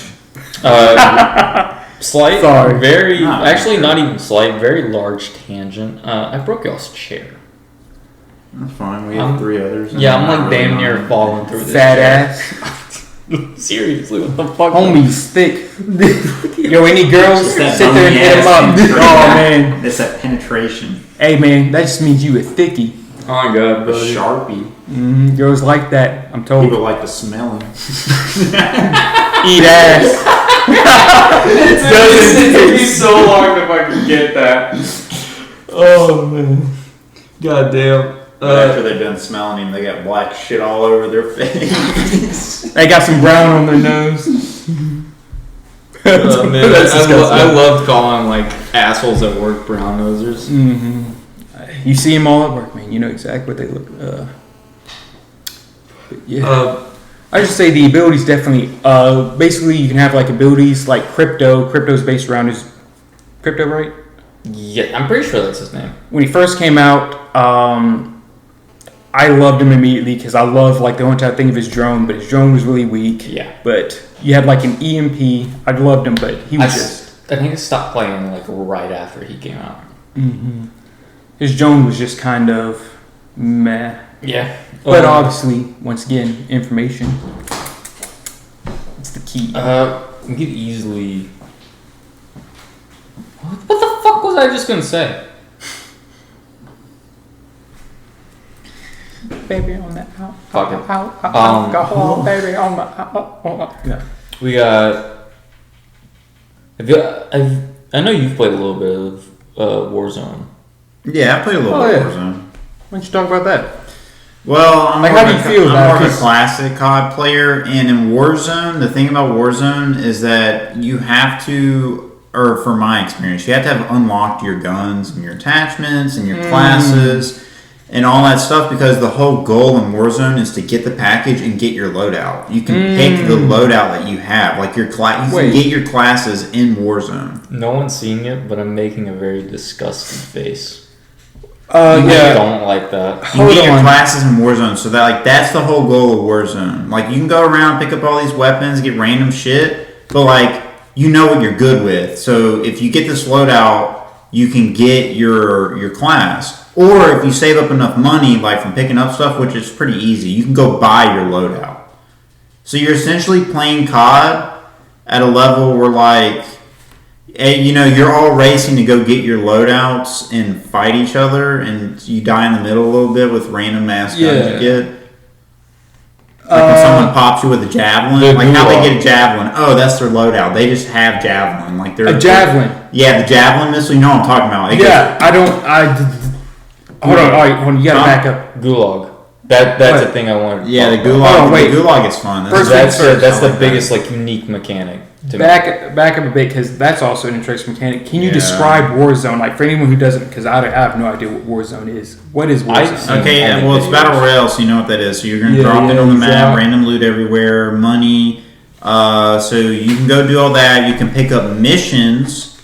Some missions are like hunt the player with the most kills. It will show you where the player is with the most kills on the map. It will also let that player know that you are hunting them.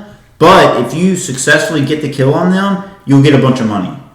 So you can pick up these contracts and get money. And with the money, not only can you buy your loadout, you can also buy upgrades like a UAV, like an airstrike. You can buy certain kill streaks. That just seems like so. I don't know. I can see how that has like a lot of appeal, because people. I mean, it's just Battle Royale COD style, right? And then the Gulag's fun. So if you die, you go in the Gulag. And how the Gulag works now, I think. Just keep note, I haven't played this in a minute. How I remember it works: 2v2, a Juggernaut like spawns in the middle, and you can all four kill the Juggernaut and all respawn. Or you can end it early. You can kill them and respawn. Mm-hmm. Like you can kind of. So it puts you in a dilemma of like, should I work with these people? Should I not? And I think that's what's really fun about it. If you play the big quad games, like where you can have if you can have a 4-man team, like you can go around asking people to team. There's local chat. Like you can be like, hey, you want to team with us? And they'll be like, fuck you. It's that kind of stuff. So that shit's fun. Like I get why people find that fun. Like it's almost a little bit of diplomacy, trusting people, and COD. That shit's kind of fun. Like I said, I haven't played it much. But can't wait to get in a group and get called a racial slur. Yeah, I know that's like the strat. Like you draw. Oh, it's a strat to call people a racial slur. Yeah, I gotta write this down. Yeah, you'll counter like everything on COD. You know how COD used to be, like Xbox 360 days. Squeakers. You had those squeakers. Well, it was just funny, dude. It was fucking Wild West out there, and that's how it is in Warzone. It's Wild West. Yeah, but like, what is it? You get to, so you can create your whole loadout. Like, when you do the create. Yeah, you have your custom loadout, just like you play in a multiplayer match. And you can buy that. Yes, you can buy that in Warzone, and then you will equip it on spot. Now you have your loadout. So usually you take, I don't know what the perk's called anymore. It used to be called overkill, where you get 2 primary weapons. I know exactly what you're talking about. It was in Black Ops 2. It's in Black Ops, yeah. That's the only one I remember. But I don't know what it's called in Warzone specifically. Very side tangent. One of the best changes to a game that I've ever loved was the Black Ops 2. Where you could change your loadout in story missions. I thought that shit was dope as fuck. Well, Black Ops 1 has such a good story. Black Ops 2 had a great story. Yeah, Black Ops 2 didn't have a good one. I got the worst ending in Black Ops 2. The one where you're fucked. Oh, where you caused a whole ass riot and shit? Did you see? Everyone loses except for the main villain. Oh. And he just kills himself. Oh, yeah. I know exactly what you're talking about. Everyone loses. I remember the story from 2.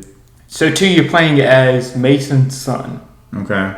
And you play as Mason's son, Mason, and Woods. Yeah. So you basically you were around, but the whole entire theme of it was like, hey, it's a choose your. Basically, there were these pivotal moments where how you interacted was what it was. Affected what happened in the world. So, for example, it was Okay, I remember this. You shoot. I remember this. It was you're playing as Woods, and you get to choice to shoot Mason, and I clearly Yeah. knew. I'm like, oh, this is. I didn't know. I I didn't know at first in that mission. I'm sitting there looking at like the dude, and I'm like, wasn't that the same outfit Mason was wearing? I'm sitting there staring at him like, where do I shoot? And I accidentally shot him in the leg.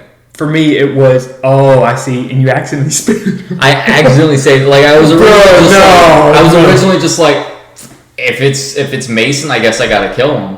Because I didn't know you had a choice. That's exactly what I thought. I'm like, oh, this is one of those games where you don't have a choice. Like you remember when I was telling you about that scene after game? though. Hold on, that scene after that, brutal as fuck. I know exactly what you're talking Where about. he blows off Woods' knees with a shotgun. Yes. Okay. So when I played that, and I was thinking the same thing. Oh, this ain't gonna have any effect. And then right after it happened, I literally restarted the mission. I was like, all right, now I'm gonna actually choose based on this. Save scum. Piece of save scum. I will say the one game that I never save scummed in was Black Ops 2. I went back and I replayed it to get the different endings, but I never save scummed. Yeah. I Black save Ops scum 1 XCOM. Always save scum. Black Ops 1 was good. Black Ops For me, pivotal for I don't play COD. I'm not a huge COD fan, and when I did play COD, I played the story. I love the COD stories. My pivotal COD games were Modern Warfare 2, the original ones, and COD. Why did I say COD? Black Ops and Black Ops 2. World at War, very close second, only because the only time I played World at War was on the Wii. Wow. I got it for free, so no complaints. I know for me, I was able to play. For me, my Wii story is playing Resident Evil, where you had the shooter thing where you. Are you talking about the Resident Evil arcade shooter? Is that yeah, exactly, yeah. Where it moves for you and everything. Yeah, dude, that shit was so gas. That takes I'm me talking back. about. Sixth grade. I had 7 cousins who every time they came over, we would be in my room playing the Wii, just playing that to see it because it didn't have a save. You couldn't save because it was supposed to be from an arcade, so the only way you could continue was putting more money in. Or you pause. Yes, just pause. But you can't put more money in. Yeah. So it's you die, you gotta restart all the way back from the beginning. So it'd just be we see how far we can get. We die, all right, next 2 people get the controller. And it was Smash, and it was, there were so many games. I don't know if I could actually talk about it, but I had a jailbroken Wii that had over 600 games on it. Oh, lucky. Dude, and I'm so pissed. I would still have it to this day. I only ever played Mario, Mario Kart for DS. Gas. You guys remember that? Gas. Yes, I remember this. DS, I was a king on there. Never played it, but I knew it.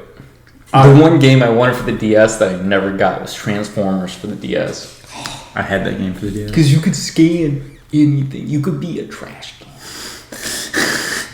Not even gonna. Nope. I had that game for the DS. Trash can. It was gas. You know what they say? You could be a lamppost. The Transformers games were good. Even the Xbox 360 game wasn't that bad. Remember?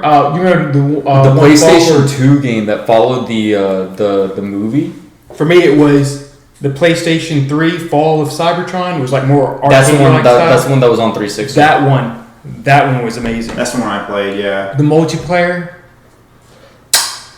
Chef's kiss. I didn't play the multiplayer. I didn't know I had the multiplayer, Bro. I only played the campaign, but I really enjoyed it. No. I think I know why I enjoyed it that time. That's when I was fucking around in school, and my parents would just take away everything from me. They'd be like, "Yeah, you just can't play anything." I just feel like. Hold on. So that's what it was like. Okay, I guess I made good grades now since I gotta do this. You know, I just want to play fucking games. No. Transformers: The Fall of Cybertron. It had more of an arcadey style to it, right? Yeah, it kind of did. You can play. It had a multiplayer, and you could be a. You could make it to where you're a jet, a truck or a like insert whatever type of vehicle. Yeah. And that was what it was. So that was your movement. That was basically your sprint ability was to transform. And it read that game, the multiplayer. I've only ever played the beta for the multiplayer. So much fun. So much. Yeah, because the transformations feel really good in that Yeah, game. like it was seamless. Like basically, you know, like how I can't even describe it. Yeah, it's like you sit there, you kill 2 people, you need to regen.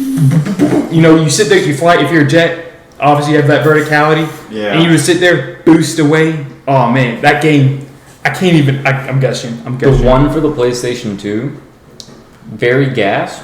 It let you swap like Order stores. some food.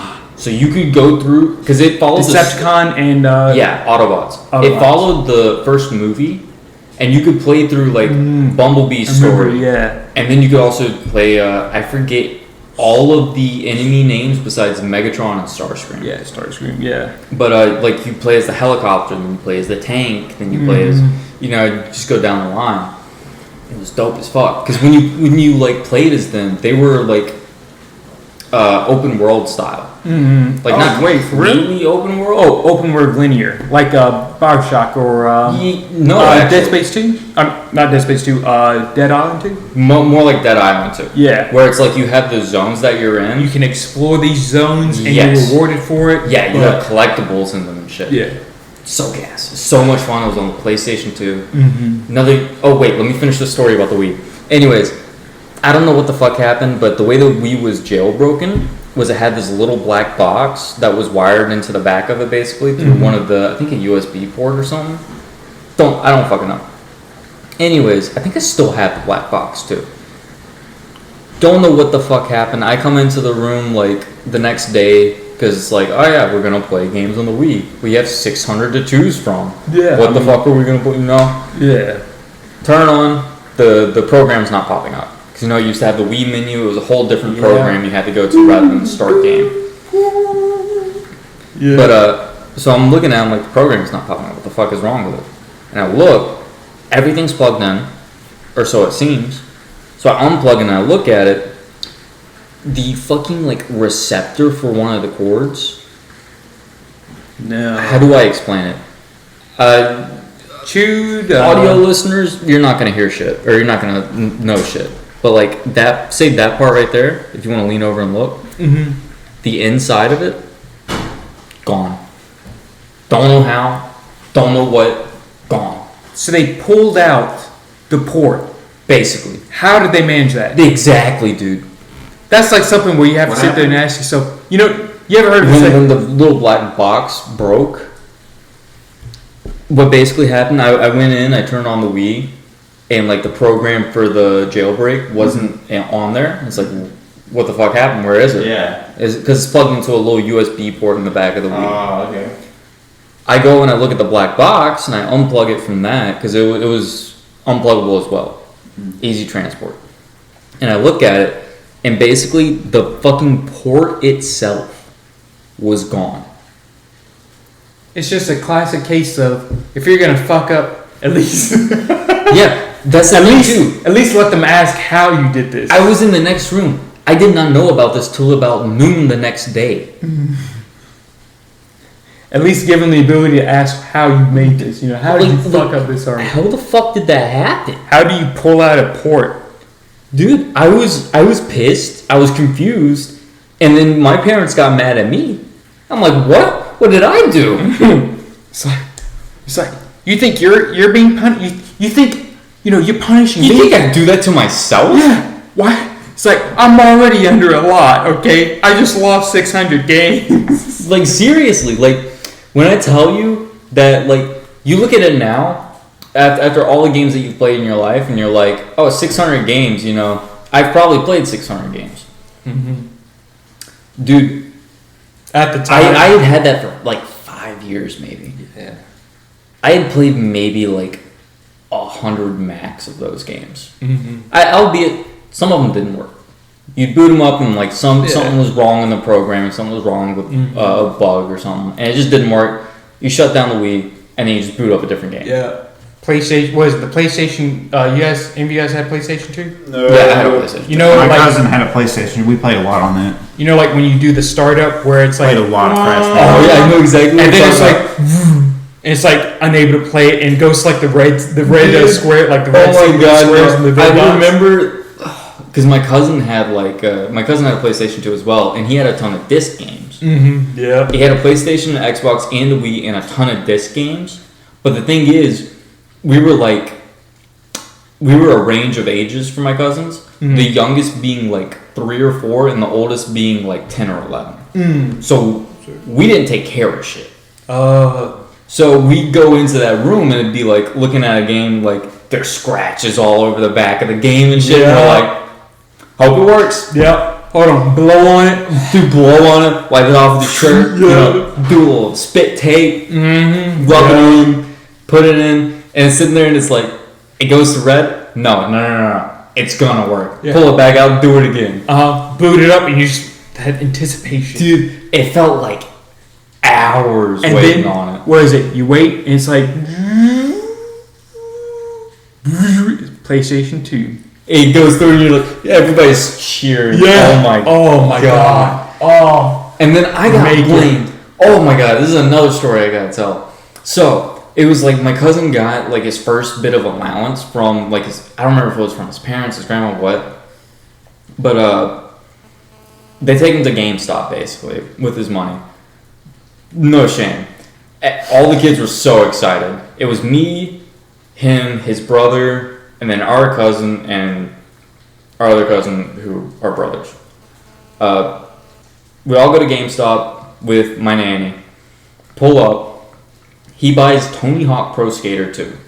Oh. Everybody's like taking like such begrudging turns because no one wants to give up the controller. Switching it back and forth.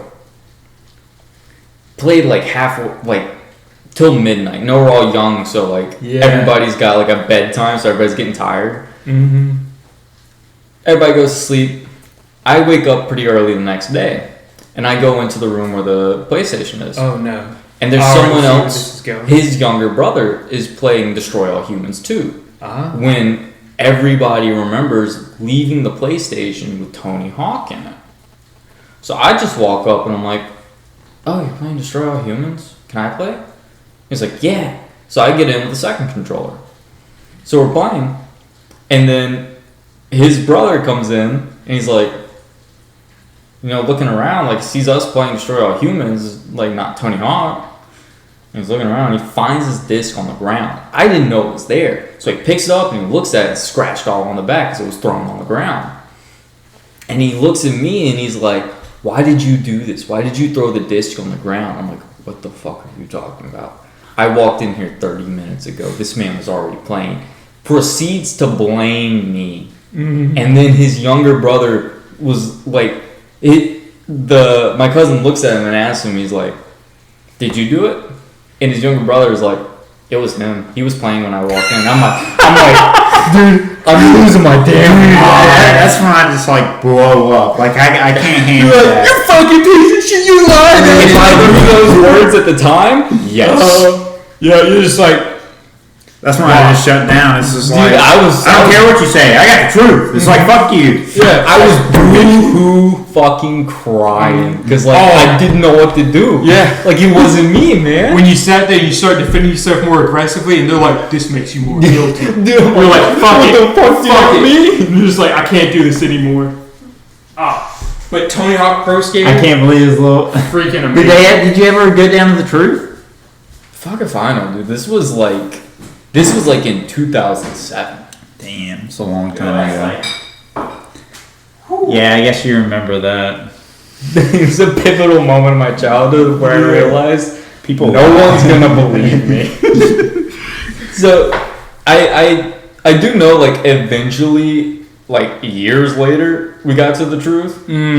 So whose fault was it? Oh, it was his brother. Yeah, it's his little brother. The one who's Yeah, fucking lied. Fucking Yeah. liar. It's like, you piece of shit. like I don't remember who brought it up to who, but it was me and the older brother talking, and he said something about like, "Hey, do you remember when like This happened. First off, he said it in such a great way Because I think most people would have came in with like, hey, do you remember when you scratched up my Tony Hawk disc? No, he said, hey, do you remember when my Tony Hawk Pro Skater disc got scratched?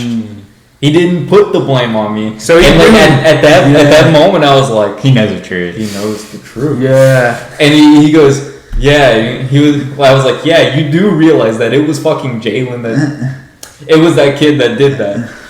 And he's like, yeah. Look, he was like, in the moment it was heated, and he was my brother. Yeah. But like after, yeah. In retrospect, yeah.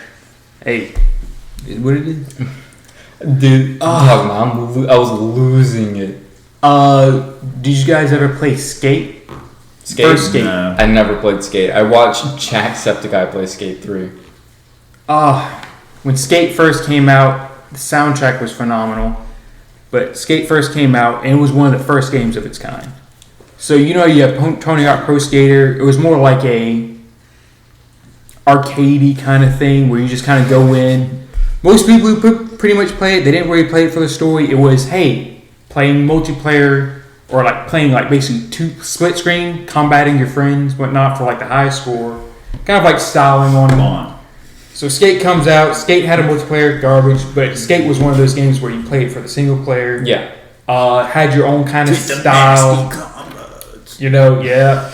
Then they came out with Skate 2, where you have like I can't even remember. But Skate was definitely a good niche game for like the skater crowd. I know for a goddamn fact, I am in the minority on this.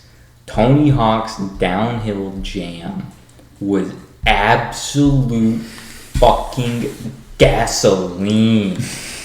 That shit was... I can't... High octane.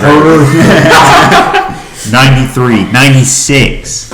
Oh, man. That shit was so good. The soundtrack, too. The soundtrack was that perfect, like, grunge skater kid soundtrack that made you feel like you were at a skate park. Yeah. And half of it wasn't even fucking grunge. It was like Lupe Fiasco for like 5 songs. Wait, when was this? When did it come out? Bro, fuck if I know. I had it on the jailbreak.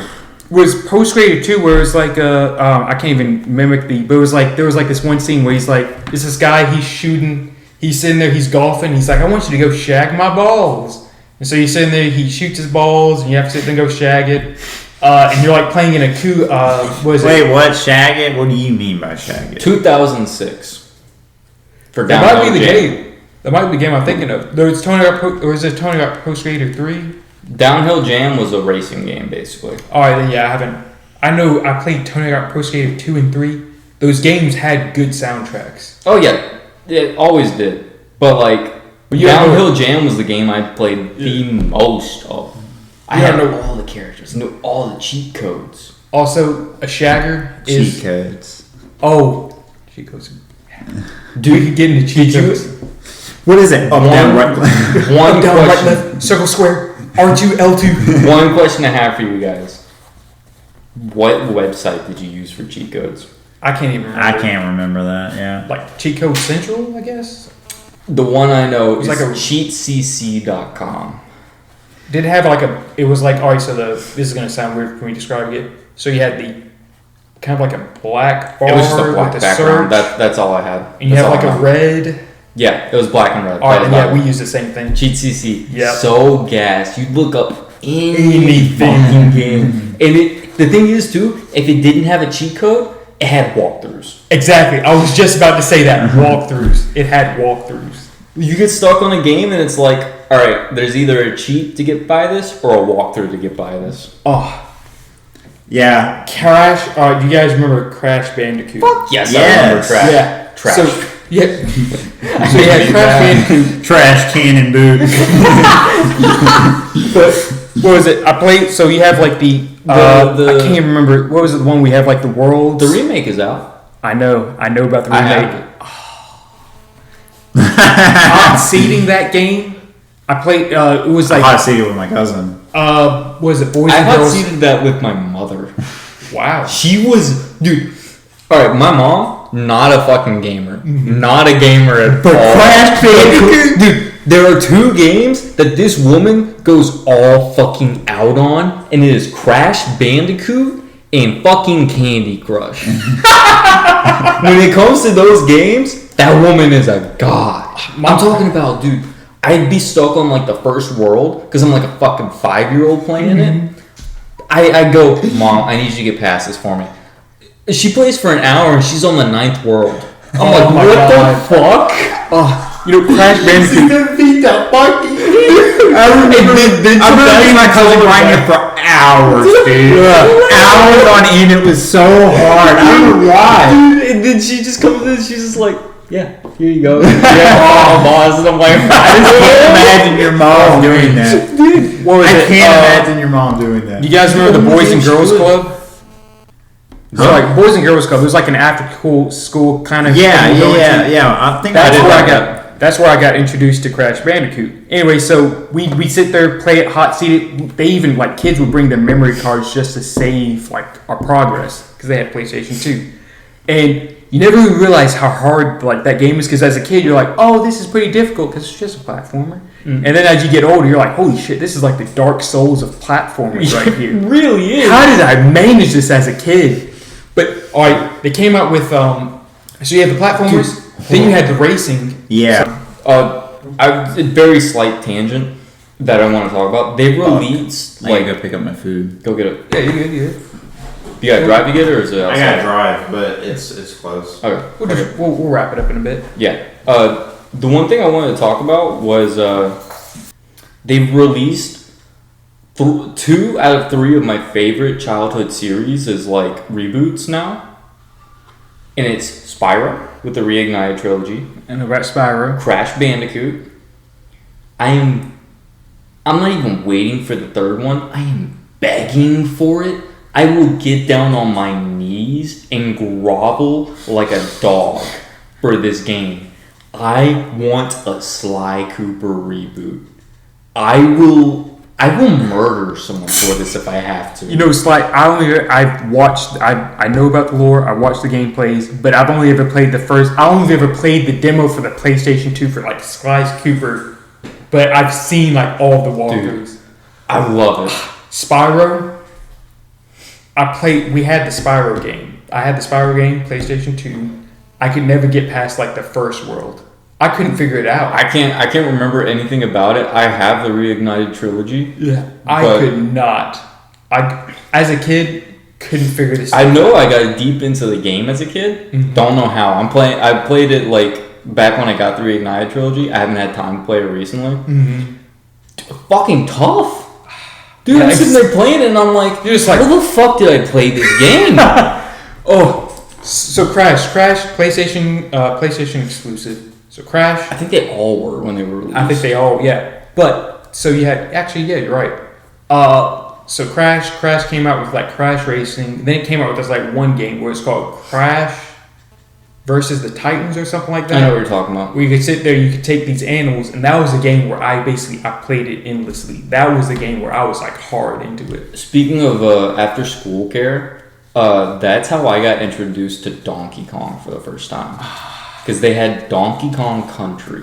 Oh, and man. I played the shit out of Donkey. I'm talking about I would wait in line to get my turn on the Nintendo to play Donkey Kong Country. If I had to leave before I got to play, I was crying all the way home. Yeah. I fought that game. To have the joy of playing a game like that again, I'd murder. I would kill. That stuff is just, it's like an anime. It's like In-game, an of anime course. or like In-game. yeah, it's like an anime or like a story. You know, like a story where you just wish you could just forget your I time, have so many of those. just so you can replay it again. Oblivion. I've never beaten Oblivion, but if I could go into that game like blind again and be amazed by everything, I would absolutely do it 10 times over. Skyrim the same way, but like lesser degree. Skyrim more graphically. For me, it's BioShock. BioShock and Dead Space 2. Dude, BioShock series and Dead Space 2. Oblivion, Skyrim, the Fallouts, Fallout 3 was a good one. New Vegas for me as well. 4 I could live without. It wasn't bad, but it was 4 was gameplay fun. All the gameplay updates they did to 4 like from New Vegas in 3 to 4. Mm-hmm. Perfect. I loved it in every fucking way except for dialogue. I don't like how they narrowed your dialogue choices. I would have much preferred like New Vegas's dialogue. Code Geass is another one. I would have loved to like relive that story. Mirai Nikki as well. Mirai Nikki, Shanmai Champloo, Bebop. Cowboy Bebop. Just the appeal of like going into it. You don't spoil yourself, and now like because back then you didn't have like now we know what like trends are. Yeah. We can see like, oh, this is how this character arc is gonna come out. But back then you were just fresh. Like, you did not know what you were getting yourself into. Dude, let me tell you something. Every fucking episode of Code Geass had me on the edge of my seat. Mm-hmm. I didn't sleep for 2 nights because I was binge watching it. Because, like, I want to know... I didn't want to go to work. I wanted to know what happened next. Yeah. Also, yeah, another one. When I first watched it, I did not watch any spoilers, but I knew it was a cult classic. Obviously, you're not going to like this. But Fullmetal Alchemist Brotherhood, I sat there. I literally Saturday. Basically, school goes out. It's Friday, so I marathon it Friday, all day Saturday and Sunday. I'm just left thinking, holy shit! Excuse my language. That was phenomenal. Just like one of those things where you watch it and you walk out and you're like, that was worth the hype. No, I can understand Full Metal. If you would have said Naruto, I would have said mid. Nah. Dude. That's they're called The Big Four? Yeah, Big Four. Fairy Tail, Naruto, Bleach, and One Piece. Where they're just kind of cookie cutter though. The only one I can stand, and I think it's because it's the first one that I've watched more than like more than like 2 or 3 episodes of, is Bleach. Yeah. Naruto, actually good example, or good basically, I don't know about One Piece. I personally not a fan of it. Yeah. One Piece, Fairy Tail, but Naruto and Bleach, they have a good first season, you could say. Yeah. Like Bleach, you're getting introduced to everything. They haven't gone into the deep end, you could say. So Bleach, first season, second season, whatever, phenomenal. For me, I guess it's like Bleach. It doesn't necessarily leave you wanting more. Mm-hmm. It leaves you wanting to see what's more. Yeah, unraveling is a good word for it. Whereas Naruto, I look at it and I feel like, I don't know. I look at it and I'm just like, For me, it's watching it. And back in the day, it was one of those shows I'd love to watch, and then kind of like going back to it now, like kind of rewatching a bit of it. It's definitely the feeling of there's a fresh new feeling to it.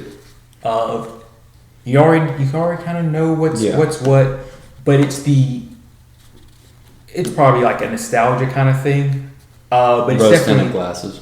Yeah, like you can see like there was a lot of like this is because these episodes were made not knowing what's gonna happen next, and then you see them and there's like a fascination with it, kind of like with Bleach. Yeah, there's more reasons why I don't like Naruto, and I'll tell you later, but not podcast reasons.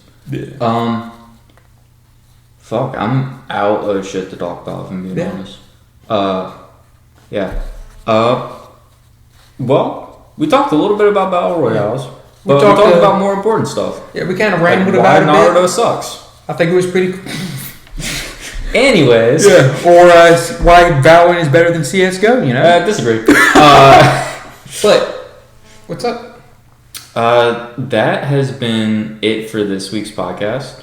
Once again, sorry we missed last week, but we hope that this kind of made up for it. I think it's one of the longer ones that we've had. 2 hours. Oh yeah, one of the longer ones that we've had, definitely. That's good because we had a lot to talk about. We really did.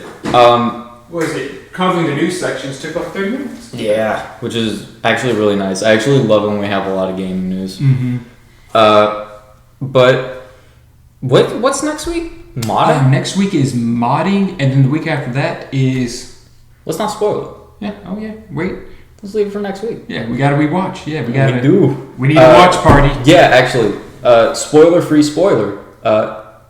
It's going to be I think actually like our first podcast centered around anime. Mm-hmm. First episode centered around anime. Yep.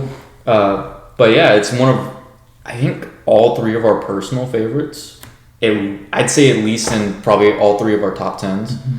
But yeah, stay tuned for that. And like I said in the tweet, if you follow us on Twitter, you absolutely should. It's at, I don't know how to say our Twitter handle, at midnight CFFSHP, I think. Because You handle that. I don't even have a Twitter. yeah, you should absolutely go follow that. It's I give updates and announcements and shit. But yeah, like I said, we have more coming in June, so stay tuned. I'm gonna start working on something probably in the next week, actually, and then we'll all be collaboratively working on something probably in the next 2 weeks. Hell yeah. But that has been it, I believe. Like I said, next week is modding, so stay tuned for that. If you enjoyed, leave a like, subscribe, leave a comment telling us what you enjoyed and how much of it you enjoyed. And do you think that Valorant is better than CSGO? And if you do, why you are in a mental institute? It's called a I'm mental joking. institution. Same difference. Some people call that the Happy Socks House? Where Where they call it what is it? Is it Slippy Socks House? Slippy Socks? Something like that. Doesn't matter. Socks. Yeah. Grippy Socks. Grippy Socks. There you go. Okay, you seem like you have what are a- y'all talking about? Just the outro. Yeah.